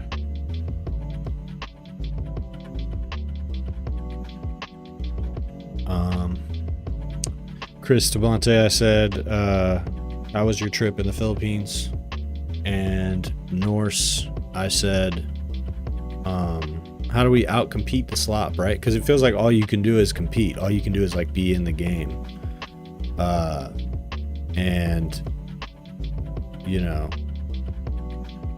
try to produce things at the same pace as everything else. But like, how do you break the cycle so that like how do we beat the slop, bro? How do we outcompete the slop? Because we can't do it with volume. And you can do it with quality to an extent, but the problem is, how do you create a mechanism so that people are regularly showing up for and consuming the quality and passing on the slop? It's not inconceivable that we could be in that environment.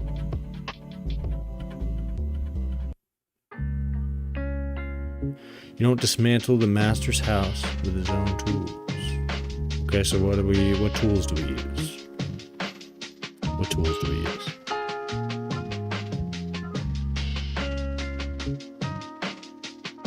Because I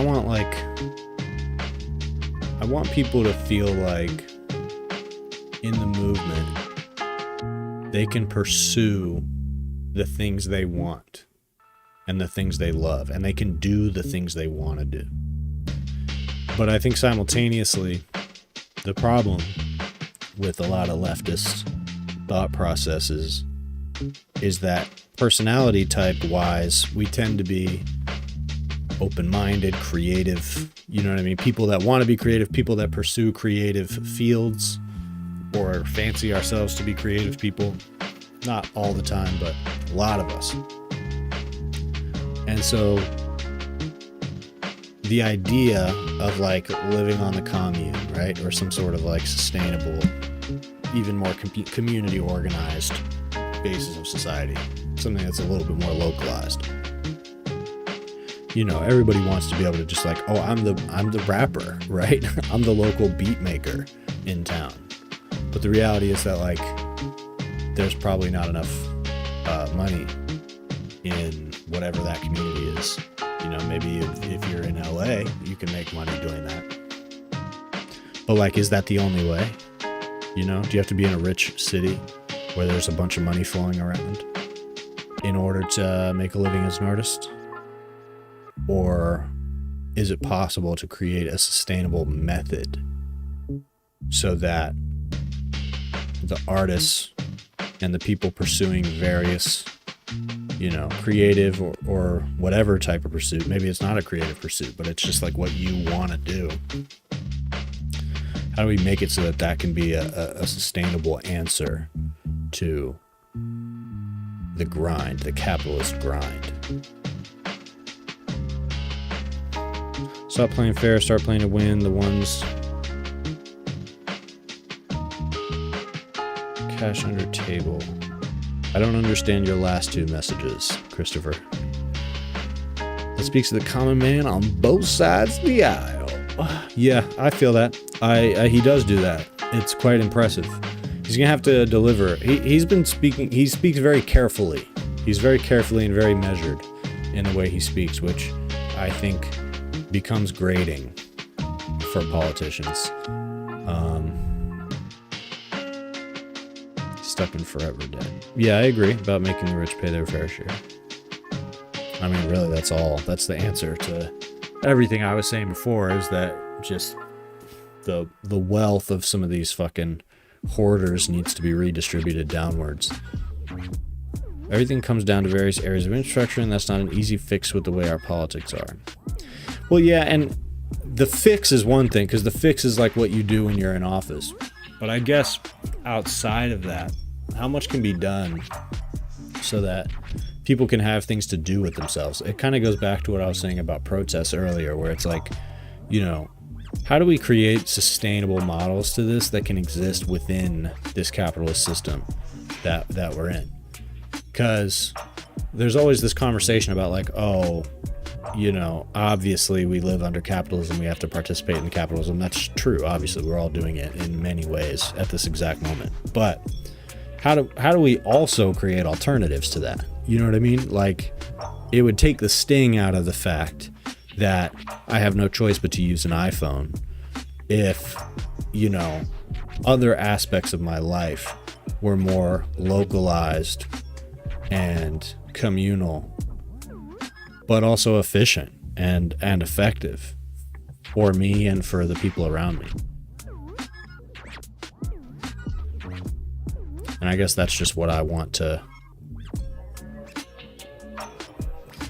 learn more about and impart on people, because, you know, I don't know, we just don't learn about that shit in America because we were expected to keep things within a very thin margin of like of behavior, right? Like the grind of just going to work and doing the shit you got to do, and you do your little pleasure, anything that you do, your guilty pleasure is some form of consumerism. You know what I mean?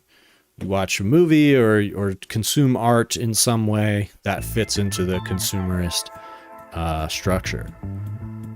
And obviously not everything does. There's ways to consume art outside of that. But I guess, why is it that the people who make the art in those spaces have to live such struggling lives?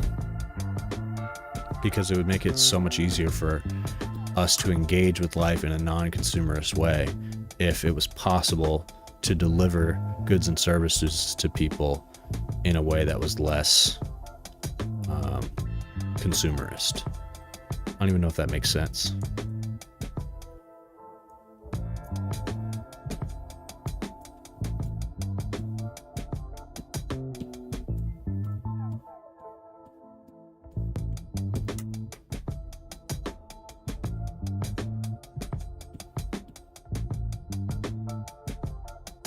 You don't struggle, they have to take on that burden. Right, like it's almost like cost. It's like cost that we incur. The cost to our health, the cost to our time, the cost to our mental health. All of that is costs that are being offloaded onto the workers. So it's really just a matter of having more ownership. The working class in general having more ownership of more of the wealth and resources of the country. Because if you have more, then you can do more. And you have more control over what you do. Mass mindset change, which is unlikely.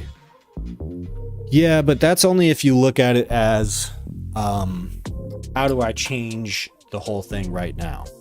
Which isn't really how it works. But, you know, we're still tossing around ideas that people started tossing around 100 years ago, 200 years ago. So, like, it is possible to create a new method, a new idea that carries on. And it would be nice if we could, you know, in an election cycle, change the nature of, like, American life. It's unlikely, but Trump has done it. Trump did it because he rode the momentum of a decades-long reactionary trend. But, you know, it is possible to radically change politics in a short amount of time. And I guess more so what I'm thinking is, what's something that you can do on a small level that's replicable, that can self-replicate? So less focused on like the mass movement I'm trying to create, but more focused on like, what's something that I can do that other people could also do, that if we all did it at once, the whole world would change. Because like making a podcast is not that.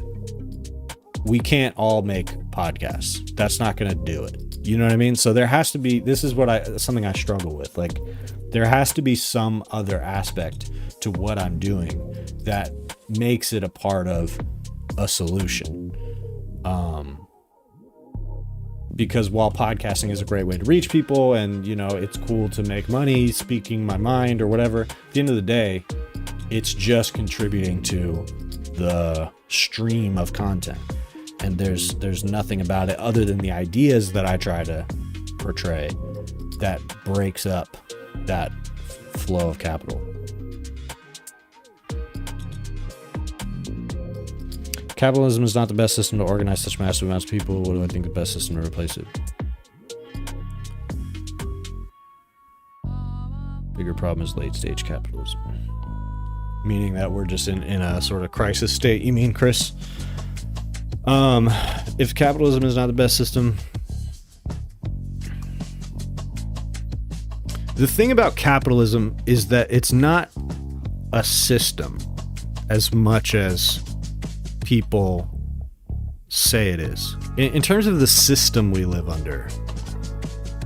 under a republic with an executive branch and a legislative branch and a judicial branch.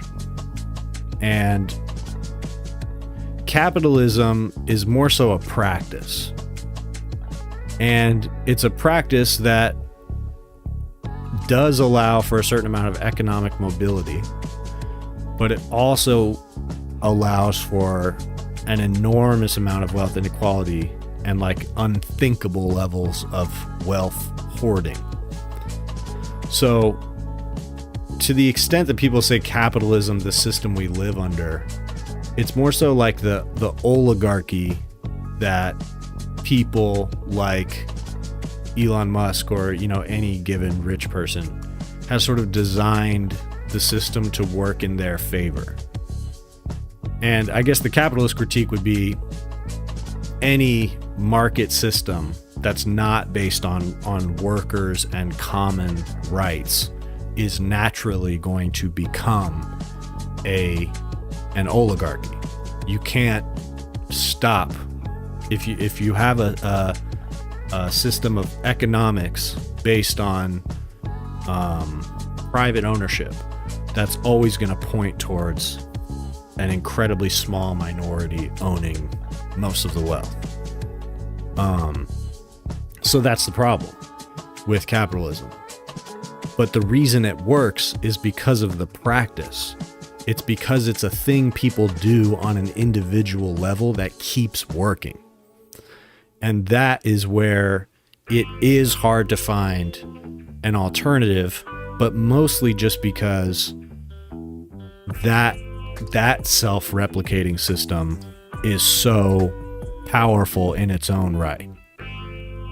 And so even in the case that you have other communist, socialist, democratic socialist nations that are viable, oftentimes they get corrupted, co-opted, or crushed by the United States because American capital is unable to coexist with that.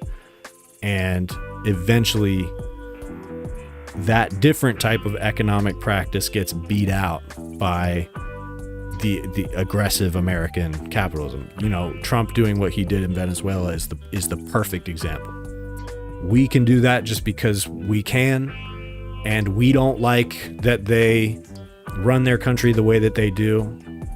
We don't care about their elections. If he was a far-right fascist, Trump would not give a fuck about how he was elected. It's because they don't like Israel and they are a revolutionary party. And America has for a long time felt like they can't allow anybody like that to be in power. So that is a huge part of the reason that those systems have not worked, is because America very deliberately decided that we are not going to allow anybody with that ideology to operate freely. So that's really the problem we have to solve, is not what is a better system than capitalism. And it's more so, how do you stop global capital from crushing any opposition to its power?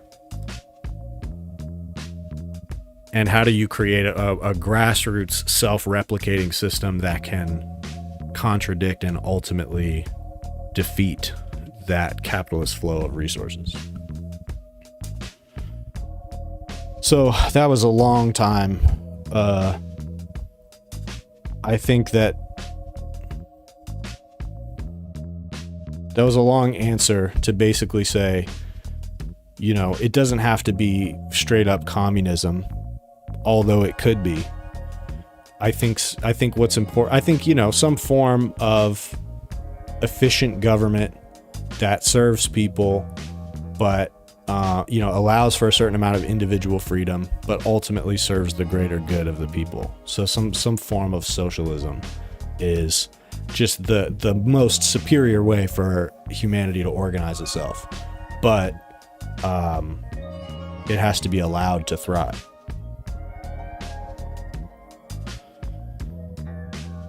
Systems eventually devolve and corrupt in time. Capitalism worked great at first, then the system was in balance. When the system was in balance, there was massive wealth inequality from the beginning, but there was more balance than there is now. I meant in contrast, the Great Depression was the one of the big signs that the system was failing. I would argue that Clarence Thomas and Citizens United made capitalism the political power structure. I'm Australian, we are a democratic socialist country. Yeah, so I would say for now, the answer in America is something closer to democratic socialism. But there's a real argument about whether that goes far enough, or even whether countries like Australia or the Scandinavian countries that are straight up democratic socialist, how much are they still relying on exploitation from the third world that essentially just amounts to the same type of capitalist, imperialist exploitation. So there's real conversations to be had about that. I think democratic socialism is a better system than we have now because it recognizes that you can't rely on capitalists to write policy for the government. It's pretty much that simple. You can go further left than that, and I think there's some arguments there. Clarence Thomas and Citizens United making capitalism a political power structure. I mean, yeah, you're right about that. But that's like I said, oligarchy. That's the idea of like the richest people in a capitalist system. What's the word? Coalescing their power, consolidating their power, and codifying it. So the simplest way to identify the problem is capitalism. Although I think it's a bit of it, like comparing capitalism and socialism. Those two things aren't really analogs. You could say they're antithetical to one another, but not really, because socialism is an approach to government and allocation of funds, and capitalism is more about like the principle of trade and contracts and the ability to sign contracts for yourself. So these things, my point is that these things interplay with one another. The idea that it is either socialism or capitalism is part of how, the ruling class keeps Americans so confused. That's just not accurate. And I'm not saying that's what you're saying, but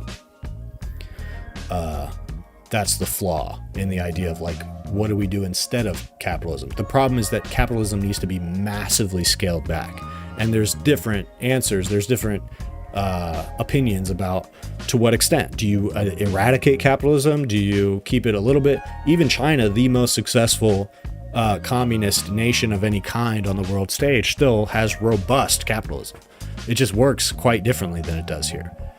But, some people look at that and say that makes them not a communist nation. China says we are not a communist nation yet because they still depend on market capitalism to a certain extent.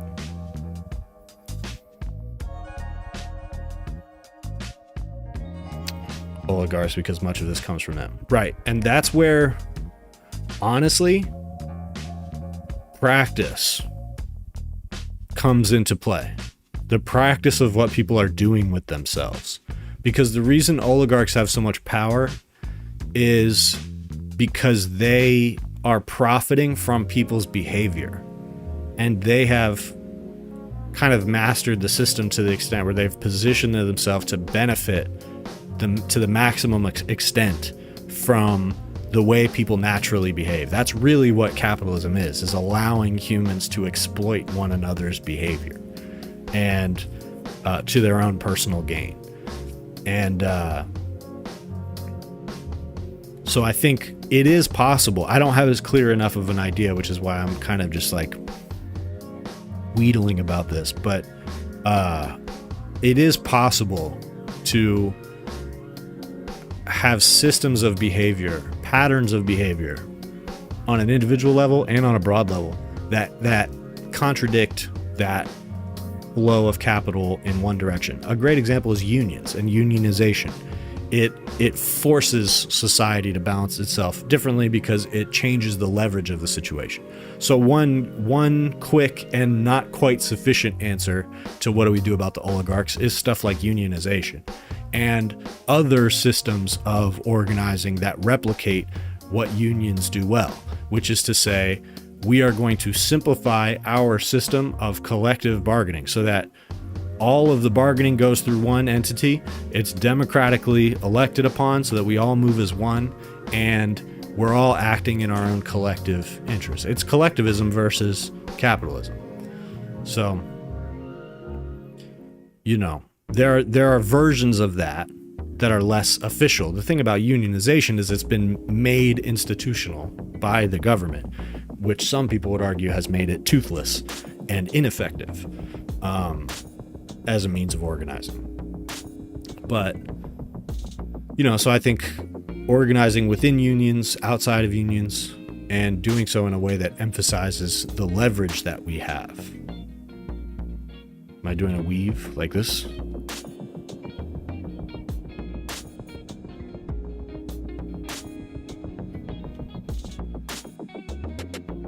What do you mean, am I doing a weave? Like a move? Fucked. Unionizing wasn't fucked in my state. More places would probably unionize in my state if it wasn't ineffective with my state laws. Yeah, unionizing can be very complicated. And like I said, you know, even unionizing on a large scale is not necessarily an answer, because once you get that type of large scale unionization that is sanctioned by the state, the power structures of that union are going to have less incentive to act against the interests of the state and, by extension, capital. So it's this ironic capture that happens. I don't know what the answer to that is.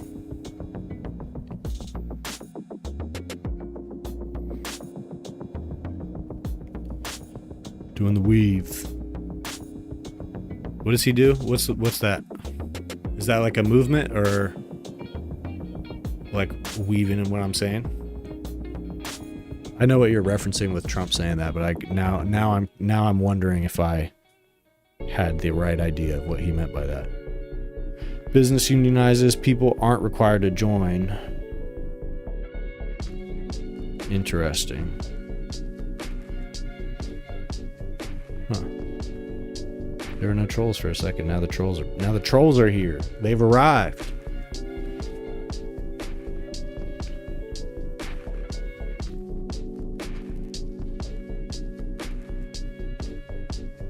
So I guess, Raven, what I'm thinking about, I wish I was further along in this thought process, but I'm working on it.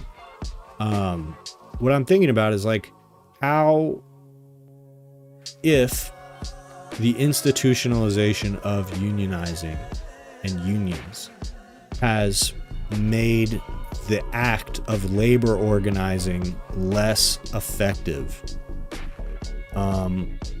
how can the power of organizing outside of those type of structures? This would be the same critique of something like DSA, by the way, that DSA, despite the fact that it does a good job pushing for certain more left-wing policies, it is still ultimately going to be captured by the Democratic Party because it's working within the Democratic Party.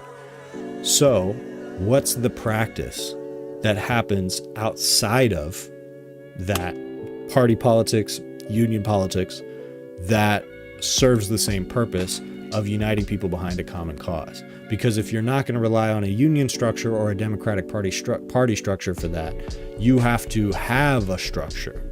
If you're going to go to all the workers in your workplace and say, I've got the answer, we're going to band together and we're going to use this method to go and confront the boss and get what we want out of him, you have to have a good way of exercising that method and that power.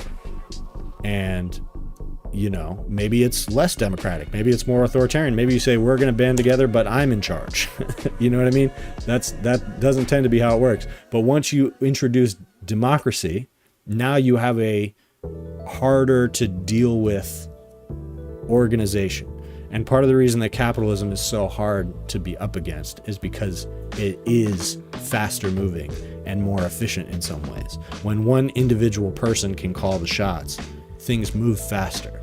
And so that is the number one thing that we are up against in terms of organizing, in terms of contradicting the structure of society and consumerism as it is how do we create vehicles and organizing structures that are more egalitarian than capitalism, but also able to move as quickly and efficiently as our capitalist enemies.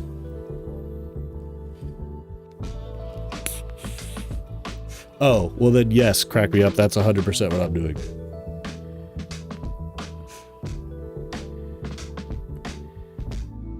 I always do that, but I'm definitely doing it a little more than usual tonight because I'm pretty stoned.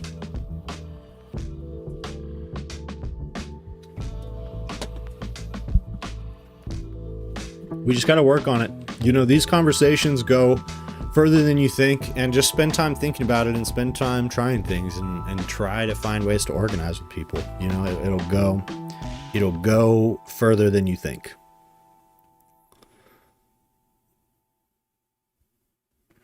What time should I hop off here, guys?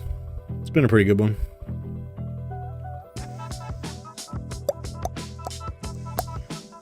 A couple hours already, so probably soon.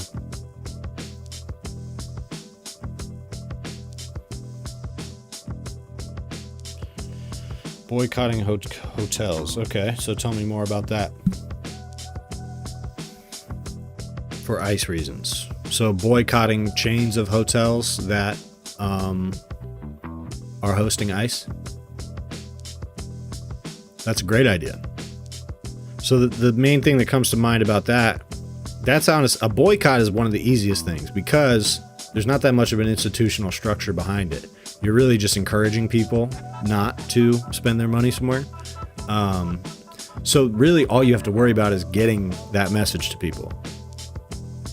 So that's doable. And that's something I would help you with. You know, all you really got to do is make some like graphics, or find some. There's probably people who are pushing that already. And having a really consistent push on social media of one kind or another is a good way of going about this stuff. But social media is tough because it's inconsistent these days. It's really hard to build a consistent audience, especially on like the short form video stuff. But boycotts are a good way to be thinking, and I would follow that thread and I would try to think of like what you can do.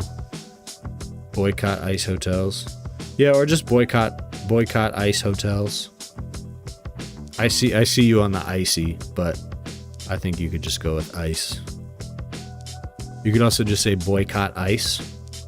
Hashtag boycott ICE. Here's a list of companies associated with them.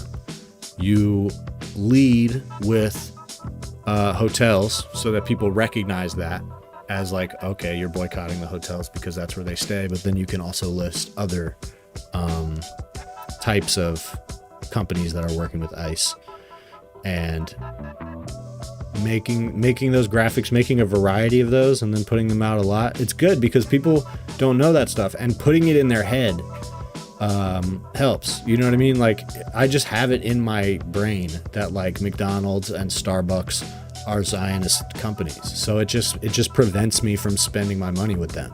And you know, that hurts their pockets on a broad scale. Like, you don't hear that much talk about it, and they try to keep it on the low because they don't want us to know that is a genuine huge source of power that we have. Even when the right wingers did that against Bud Light and all this shit, it's so stupid. It's such a dumb like impulse, and it seems like the dumbest troglodytes in the world that are falling for those narratives, and yet it works. They did hurt the profits of Bud Light or Nike when they did these campaigns against them, and that's because a boycott is a very effective way. All you have to do is get the message out to a bunch of like-minded people, and you can make a really meaningful impact. So boycott is a great place to start.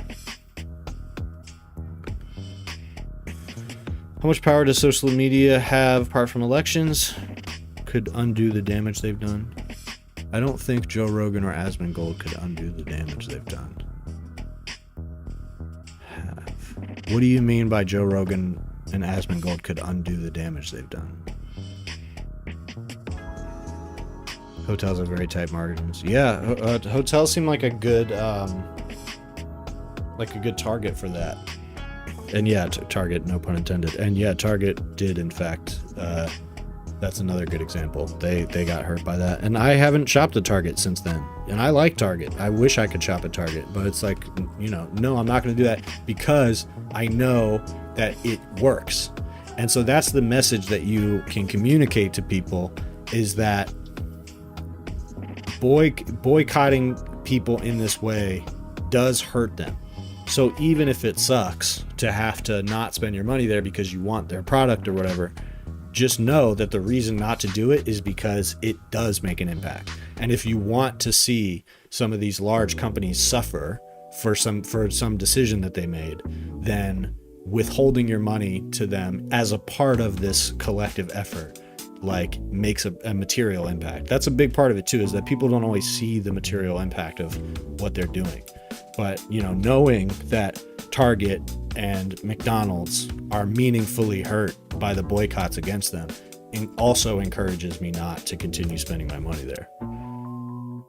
Boycotting companies that use those hotels as well. Big social media MAGA. Oh, I see what you're saying. Oh, they couldn't undo the damage they've done. I think that you're kind of onto something there, but I think social media is hugely powerful. It's just another example of like, we're not in control of the machine, so they're always gonna tweak it so that it favors what they want it to favor. And so it's a very hard environment to, what is needed is incredibly consistent messaging. And I wouldn't agree that Joe Rogan, I probably pay more attention to the Joe Rogan types than the average person who doesn't agree with what they say.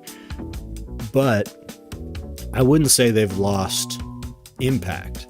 It's just that the impact isn't connected to the franchise at the moment, the franchise of America. So it's more aimless commentary. But that's the reason the pressure started to build on Joe Rogan when he was having Trump on and stuff, is that it was all pointing towards this election, this very consequential election. And so my whole project is kind of based on the fact that the consistency in the meantime is more important than what's happening in the election. Like the fact that I'm doing this podcast and this political content and building this audience now in the in-between between the elections is what's going to make it so that I can have an impact when the election happens. And that's why Joe Rogan got to the point that he had a real impact, because he was absorbing these right-wing talking points and being part of this right-wing world for a long time. And then when the moment became crucial, he maximized his impact. So the benefit of social media, or the right way to use it, I guess, would be to build that consistent base that you can utilize when the time comes. And when it comes to organizing with people for a certain purpose, like the bird thing that you were doing, you know what I mean? Like going and brigading people with a certain gimmick or something like that. That stuff can be powerful too. A lot of times with the infighting, with political factions, it doesn't really go anywhere. But that's how the right has been able to be effective, is by organizing in small groups online and being we're gonna try to get a bunch of people to go to this fucking PTO meeting. We're gonna try to get people to go to this town hall and yell about trans people. And doing stuff like that pretty consistently, anytime they could. That's the type of practice I'm talking about, because you don't have to change your life that much right now in order to do that more. But the right wing has pretty fundamentally changed the country because they were focusing on grassroots organizing on that level. And it's partially because they're well funded and they have like vast research networks that can do these things, but it's also just because they paid attention to that. And they paid attention to local politics and how to activate people in local communities. And that's possible for us to do too.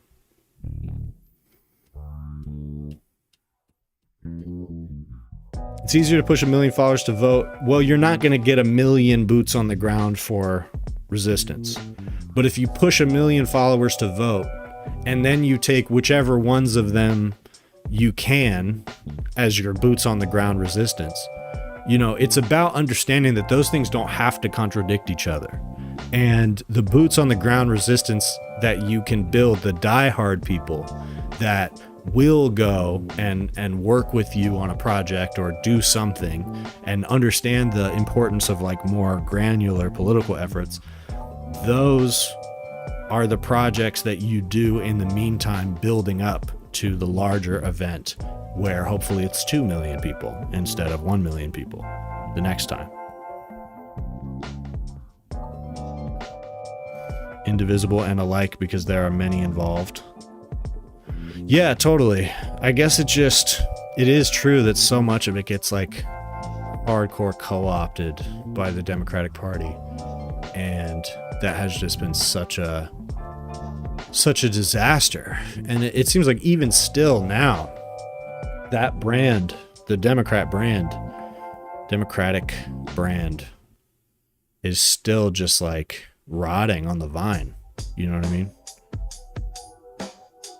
It has to be associated with new ideas, because I think people are down to associate themselves with like liberal politics in some way, but it has to mean something new to them.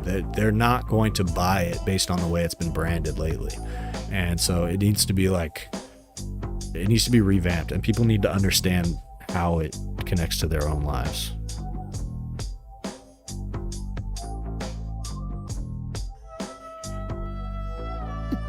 You're talking about George Floyd, BLM? There was no real change at the end of the day, but what happened in that election? Biden swept in that election. And that was at a time when, like, nobody knew what was going to happen. Things were way fucking bleaker in America then than they are now. So we'll see where we're at the end of this term. But, not saying that, you know, electing Biden solved any of the George Floyd problems. It didn't, but those people were activated then. The problem after something like BLM was that there wasn't enough smaller systems of, hey, you diehard, you people that want to stay involved, here's what we're going to do. Here's what we're going to do every day until the next moment comes around. Because now that we've seen this happen a couple times, we can understand that this is how it works. There is an explosion of some kind of event, whether it's George Floyd or ICE shooting somebody in the face or something else that we haven't seen yet. There's this explosion of activity where people are willing to get in the streets over it. And then it goes away. At some point, it's going to go away. It doesn't last forever. But George Floyd was a bigger protest of that type than we've seen in modern history. And it will come back around at some point. So the job of people who continue to be politically active is to stay focused in the meantime on building the strategy for when it comes back around again, so that you're not still again just running around like a chicken with your head cut off and hoping that it goes for the best, but you can be the one in the crowd who's saying, here's what we're going to do. And it's difficult because, you know, people are always skeptical of each other at those type of protests. You have to build solidarity. You have to build community with people who are in that world and who are going to go out and do that with you. And so it just takes time and dedication. And I think you've got to just allow it to naturally occur, that you ally yourself with like-minded people like in real life.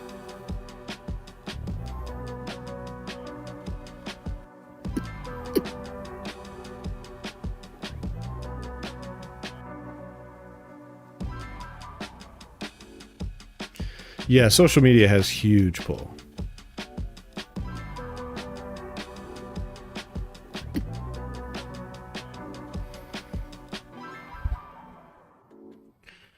People crave security. Also, reactionary politics is powerful. You know, it's a powerful motivator, just like liberation politics is a powerful motivator. And, you know, the tension between those two things is present in most of society.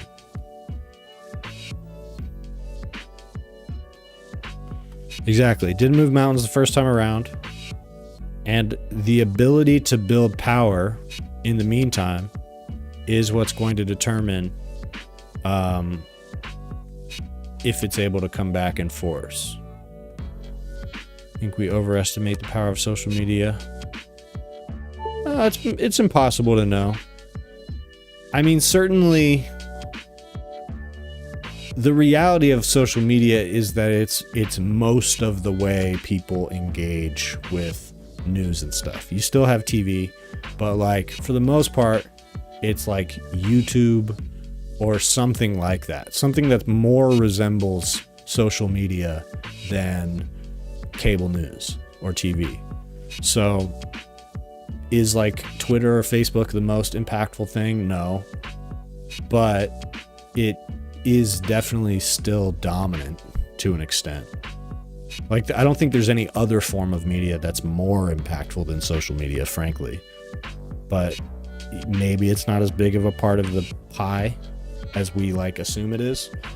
But yeah. But I mean, in terms of, I do think that like social media is not a good reflection of where the real world is at. Social media is a very deceptive way to look at the world, which is part of why we are in such disarray. Everybody has a different impression of what is widely understood and what isn't. And so, you know, that's an intractable problem. But I think that right there is social media's influence. The fact that millions of people are being sold individualized narratives that crystallize in their minds as confirmation bias is, I think, like one of the predominant forces in our politics. I think in that way, social media is probably the most powerful form of media. But that doesn't mean it's the best way to get a message across, if you're looking at it that way.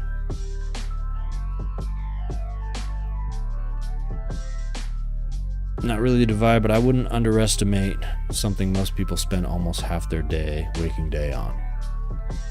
Beating the people's fatigue is the fastest way to get people moving. That is the part of concern with age verification, because the intent is to squash dissent and organizing. Yeah, that makes sense.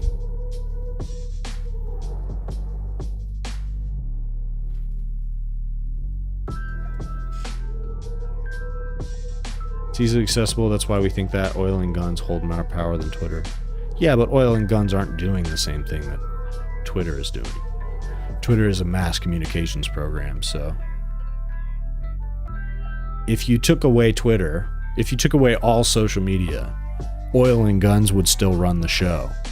But you certainly would not have the type of economy, like media economy that we have.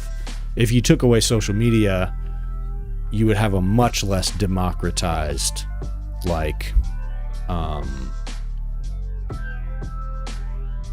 public square, for lack of a better term. And, those social media companies aren't fully democratic either, but they definitely are more so than what existed before. Holds most power is the strongest politician who pays attention. Turn off your phone and you can ignore a million voices with the click of a button. You can't ignore flesh and blood. Can't ignore flesh and blood. Yeah, but if you can turn off your phone, but if a million voices are reaching a million other people while your phone is off, then that's pretty powerful. The machine that is churning discourse amongst millions and millions of people, even if we do overestimate how ubiquitous that power is, that is still an incredibly powerful machine. more powerful than any other form of communication we have access to. Kill organizing against the government. The UK wants to read people's actual text, so imagine if people are communicating to organize. It's all birds quacking at the end of the day. Is that the theory behind your bird brigade, Chris? China's internet is why it is. Its purpose to kill organizing against the government.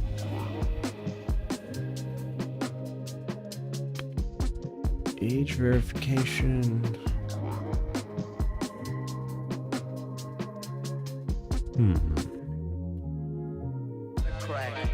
So I forgot. I don't know if you answered before. Was it good? Was it a successful raid? Did it work? Do you feel satisfied with your trolling?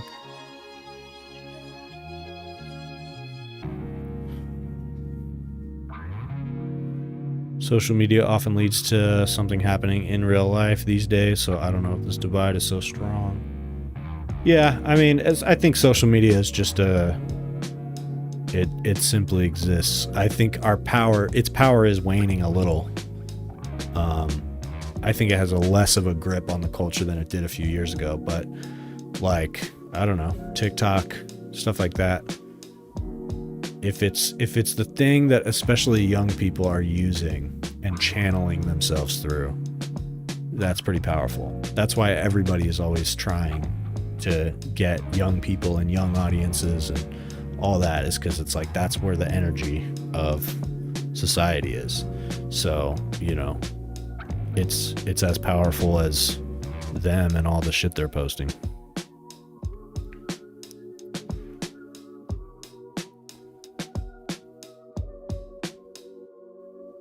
No, why would you?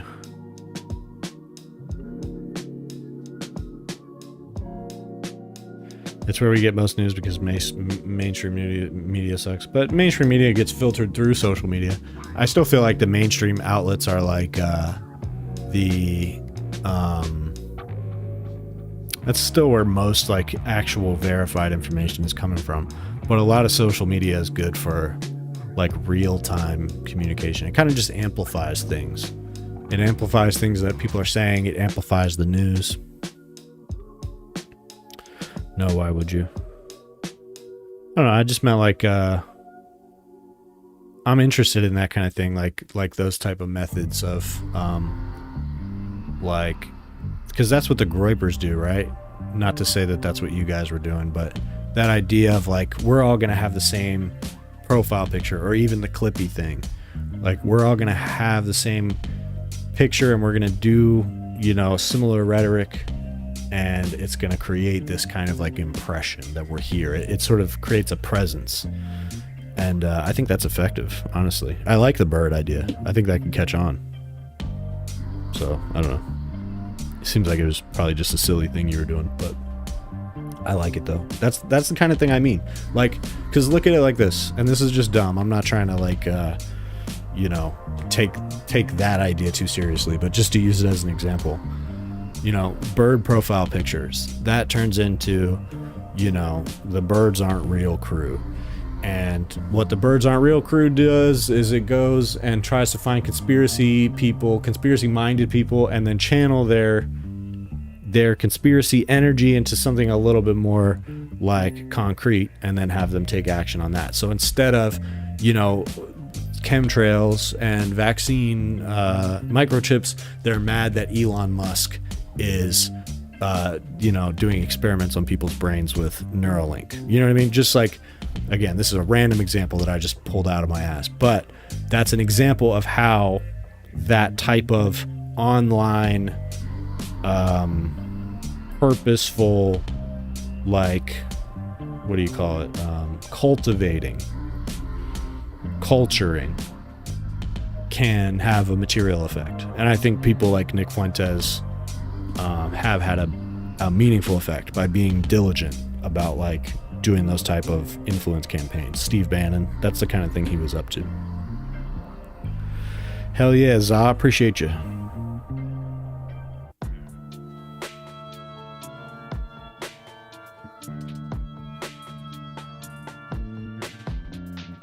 Still watch To Not Be in a Bubble, CBS. Yeah, I try to watch like different type of news than I would normally watch. Like random, like local news stations, I think, are better for not. Because, yeah, I mean, CBS is cooked. I don't really think you're going to get much of a balanced perspective from CBS.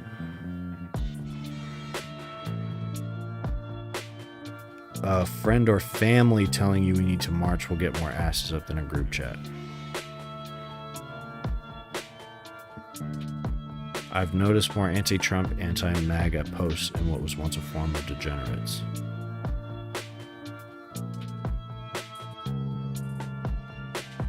Yeah, it's not mine or anything. I actually don't know what kind it is. I saw that comment. It kind of left my brain because I didn't really know what you were asking me.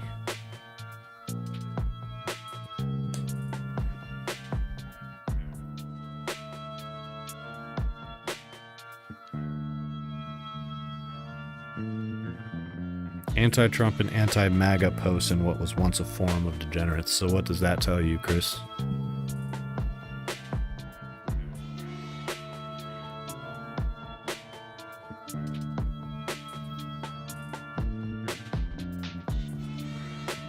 Yeah, the deprogramming, I don't know, man. I don't know. Honestly, I think that's a conversation for later. I think it's a conversation that needs to be had, though.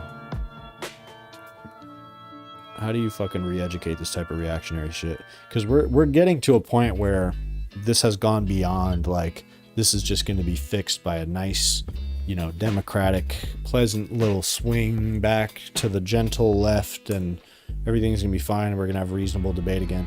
I mean, it's possible that American, you know, republic and democracy can be saved, but it's going to have to be through, like, a real purging of American politics. Like this fascism is gonna need to be purged out, and I don't know exactly how you do it. But historically, the communists are the only ones that have understood the necessity for that, and really, truthfully, they're the only ones who have ever done that successfully.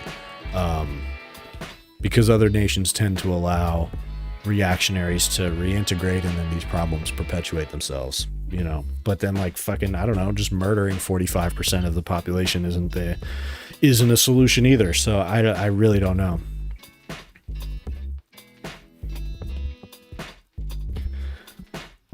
Well, and I think a big part of it is that you got to make them irrelevant, and, like, permanently irrelevant. I think that's what you should be aiming at. Like, we had it right by deplatforming Nick Fuentes and Alex Jones and Donald Trump. The goal, you know, the Bidens of the world, this is how the right viewed them, and it should have been accurate, that they should have been single-mindedly focused on making sure that Donald Trump specifically, but also people like Alex Jones, were permanently deplatformed forever. And that should have been the goal, because if that had been accomplished, then we could have, you know, continued on having a reasonable society. But, you know, trying to compromise too much with the people who allowed Trump to happen the first time, I think, is how we got back in a much worse position.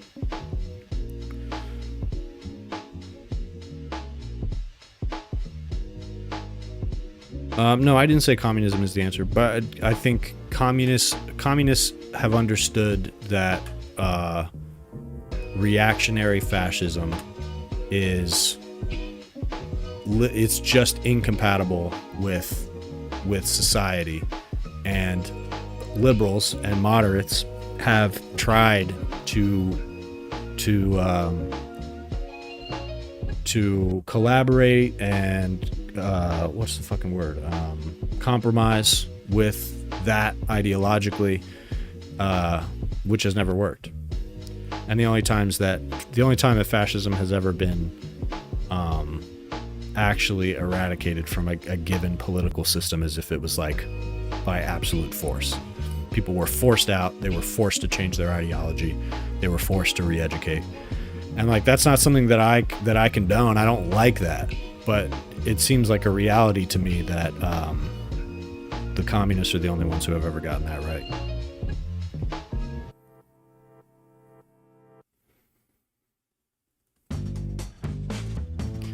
One thing I learned from Philippines politics is that the ability to endure oppression sometimes gets in the way of reaction and rebellion. Oh, that's definitely true. It's definitely the case in America. I think America is the case of having just enough privilege and access that it pacifies. Dax Abe, Purge, easy there. Let's talk first. Oh, so you want to talk now, my friend. What do you want to talk about?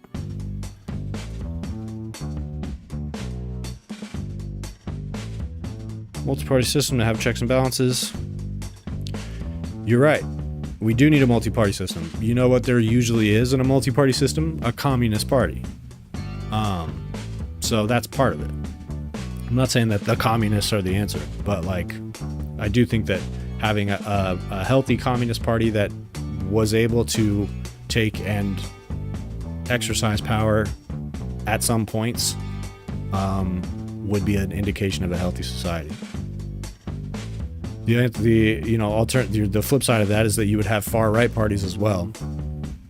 But that's why I say that communists understand, that far right politics is incompatible with a healthy society. And if applied correctly, left wing politics can be the foundation of a healthy society.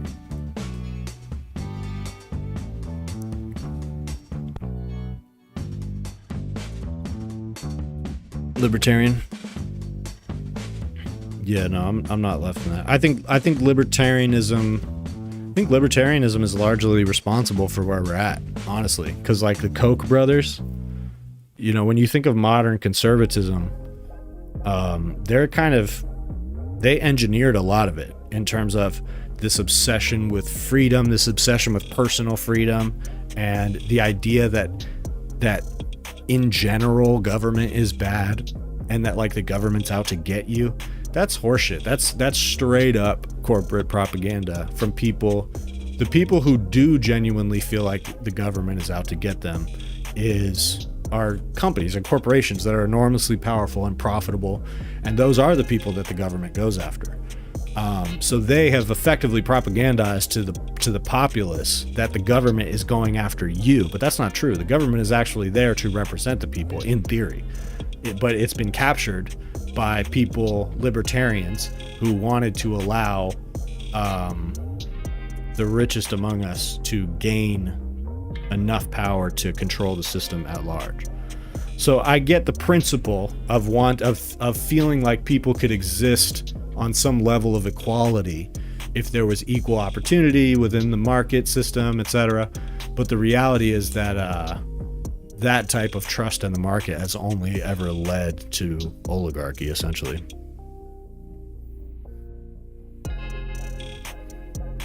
A lot has to do with campaign finance, like why can't we get out of the two-party trap? I more personally just want to be left alone. I don't feel the government is coming for me. I more so agree with just leave me alone. Yeah, but even if you want the government to leave you alone, that doesn't take into account in the ways that you depend on the government, that you might not want to admit, but like all of us do. You know what I mean? If you drive on the roads, you're using the internet, you eat at restaurants that don't poison you, you buy food from the market that doesn't poison you. All of these things, you are dependent on the government, and like you would have to live pretty far out in the woods, pretty far away from any infrastructure to not be dependent on the government at all. And even then, you still would be. So like that's just the reality. We do live in a collective society. We already are a collective society. So this idea of individualism as it's sold to us by libertarians, it just degrades the nature of our society. Doesn't mean that we, should abolish all markets or market capitalism or whatever. Although, some people would make that argument.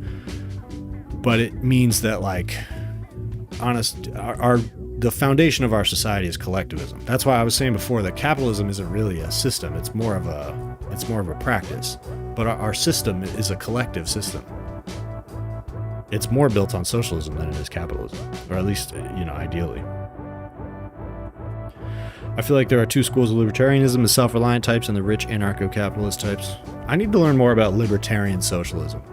But my understanding of libertarian socialism is it's just like less federalized. So the idea is that there's like, there's a collective unit of government on sort of a local level that's democratic, but there's no overarching sense of like federal authority, or at least that federal authority is limited in favor of local authority, which I think sounds good in theory. I'm not sure that I can't think of an example of a country that works that way, but I like the idea of libertarian socialism though. Vietnam, maybe? Is that how Vietnam's socialism is structured?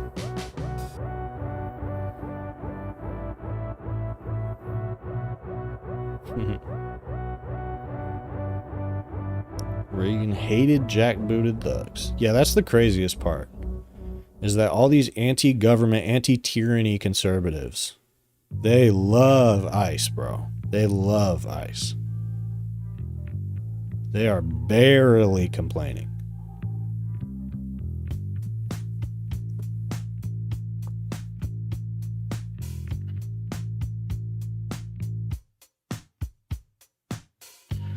.3:04 a.m. How long have I been on? Maybe I'll give it another 15 minutes or so and then hop off.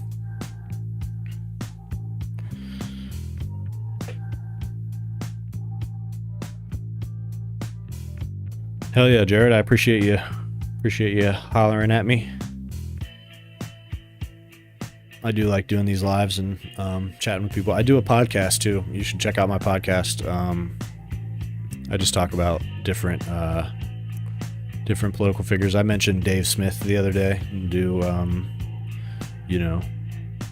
breakdowns and basically just talk about like left-wing politics from sort of a cultural perspective. So check that out. And I do these lives periodically, like once or twice a week usually. Hell yeah. Yeah, I do podcasts. I do these live streams. I do raps too. Like I'll freestyle on live for like an hour or so. I'll probably do one of those tomorrow. Actually, what day is tomorrow? Friday. I may not be able to. I'll try.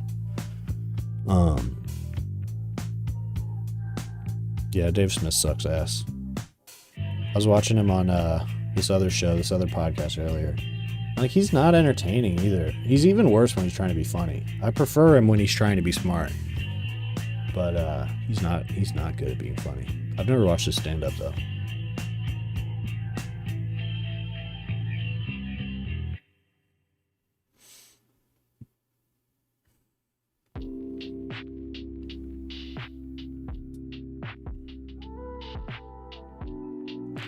Yeah. Yeah, he loves his own voice, that's for sure. Are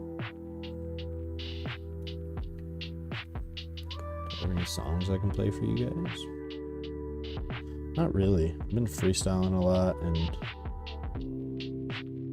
writing a little bit.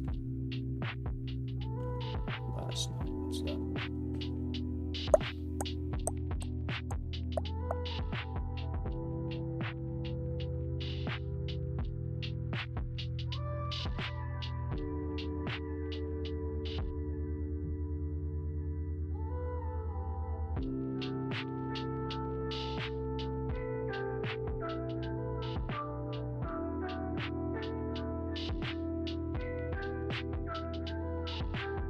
Some of my favorite beats on here, other than Trump. Good old Trump, man. I cannot believe we're still talking about Trump fucking 10 years later. Like, still talking about how Trump loves his own voice in 2026 is actually a nightmare. What has my life become? I feel like I'm just losing more and more years of my life to these sorrows. Yeah, I totally fucking get that, man. That's why, I don't know, you gotta compartmentalize it a little bit, because there is, that's what I'm always preaching. Like, there's stuff you can do in your own life that makes your life worth living and will also make the world better. And I wish I had better answers about what that is that you can do. And that's what I'm working on, is trying to, be able to have those answers for you guys, because I want us to be able to not only build power, but also live enjoyable, fruitful lives. And that is possible. And you're not losing years of your life to this, this is just what happens to be happening while you're alive. And we have to accept that, and we've got to act accordingly and act with urgency and not be complacent. And I guess try not to organize our mindset based on like expectations of the people and what the people are going to do, and like, are we going to overthrow this fascism?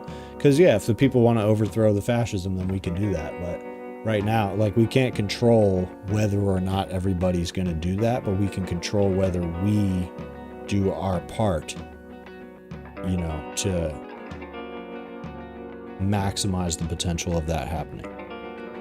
And you always can do that, whether it's using social media or off social media. I mean, you're on the right wavelength when it comes to not being on social media, focusing on more concrete material things. You're absolutely right. And like, focusing on that stuff is what's going to make it so that you don't feel like this is time wasted. Hell yeah, not Ariel. I'm doing these lives pretty consistently. I also have a podcast if you want to check that out. Drop them usually every morning, every other day, something like that. Usually like 4 or 5 a week, just talking about current politics and commentary on different people. Decade of Orange Voldemort.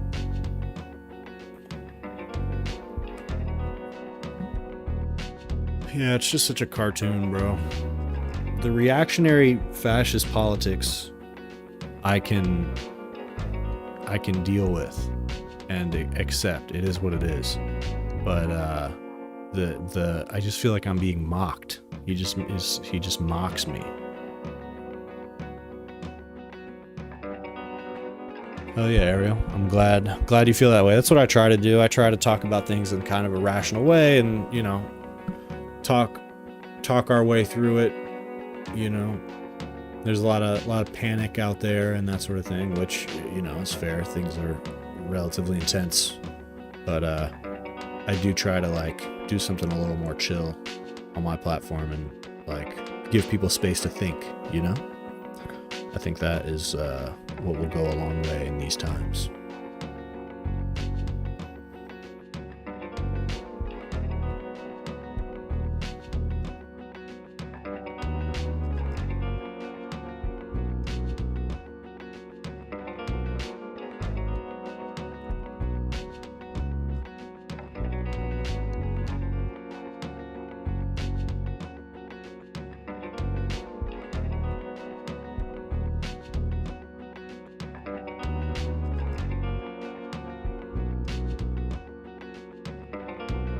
Alright, I'll play Electricity for you guys, and then I'm gonna get out of here. About to play my single. I'm gonna play it off my channel.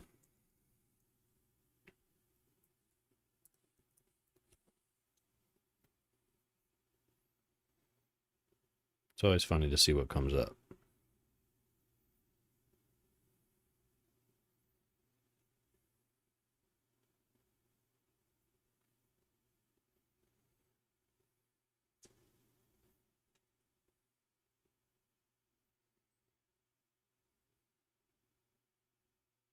Yeah, totally.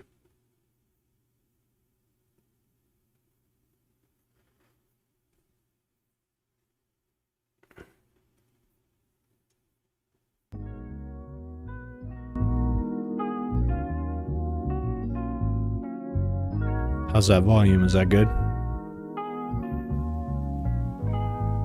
Yeah, we can debate on stage. Meanwhile, the kids suffering. Feds overstepping, just cut to wrist cuffing. Forgot about COVID and wonder why snuffling. That's the end of the show, so just get your shoes shuffling. Cops hunt for Nazi punches, look for bruised knuckles. Crazy uncles hunt for clues, so I snuck some in. The future's hidden in the past, I don't know who told you. You talking about Fight Club, I don't know who taught you. Parents of Hitler youths are browsing on Truth Social. Parallel with reality, never mean too close to. Too much to do, the mission is too crucial. Shout it out from the rooftops until I lose vocals. Who gon' take it there? Who gon' take it there? Who gon' take it there? Who gon' take it there? Electricity, electricity, electricity, electricity. You know what's in the air, you know what's in the air, you know what's in the air, you know what's in the air. It's possibility, it's possibility, it's possibility, it's possibility.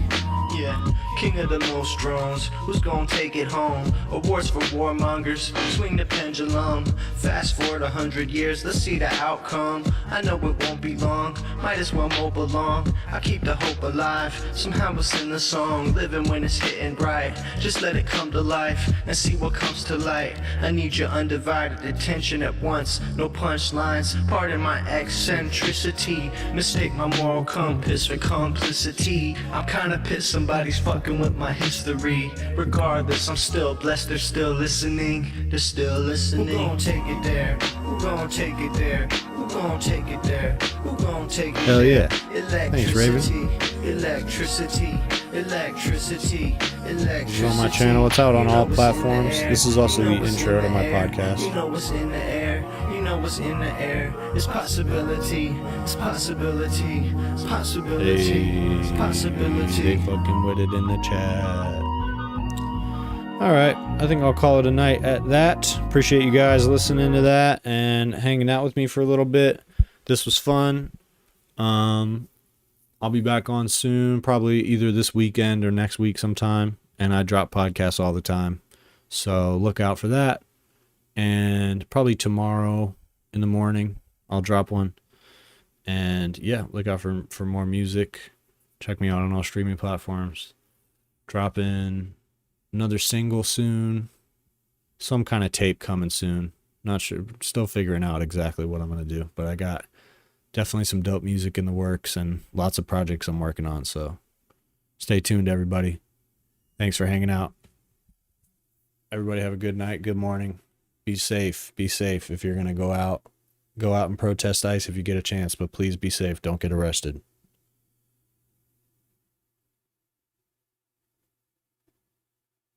All right. Yep. On that one, JD, I think we'll call it a night. We'll give you the last word on that one. Everybody have a good one.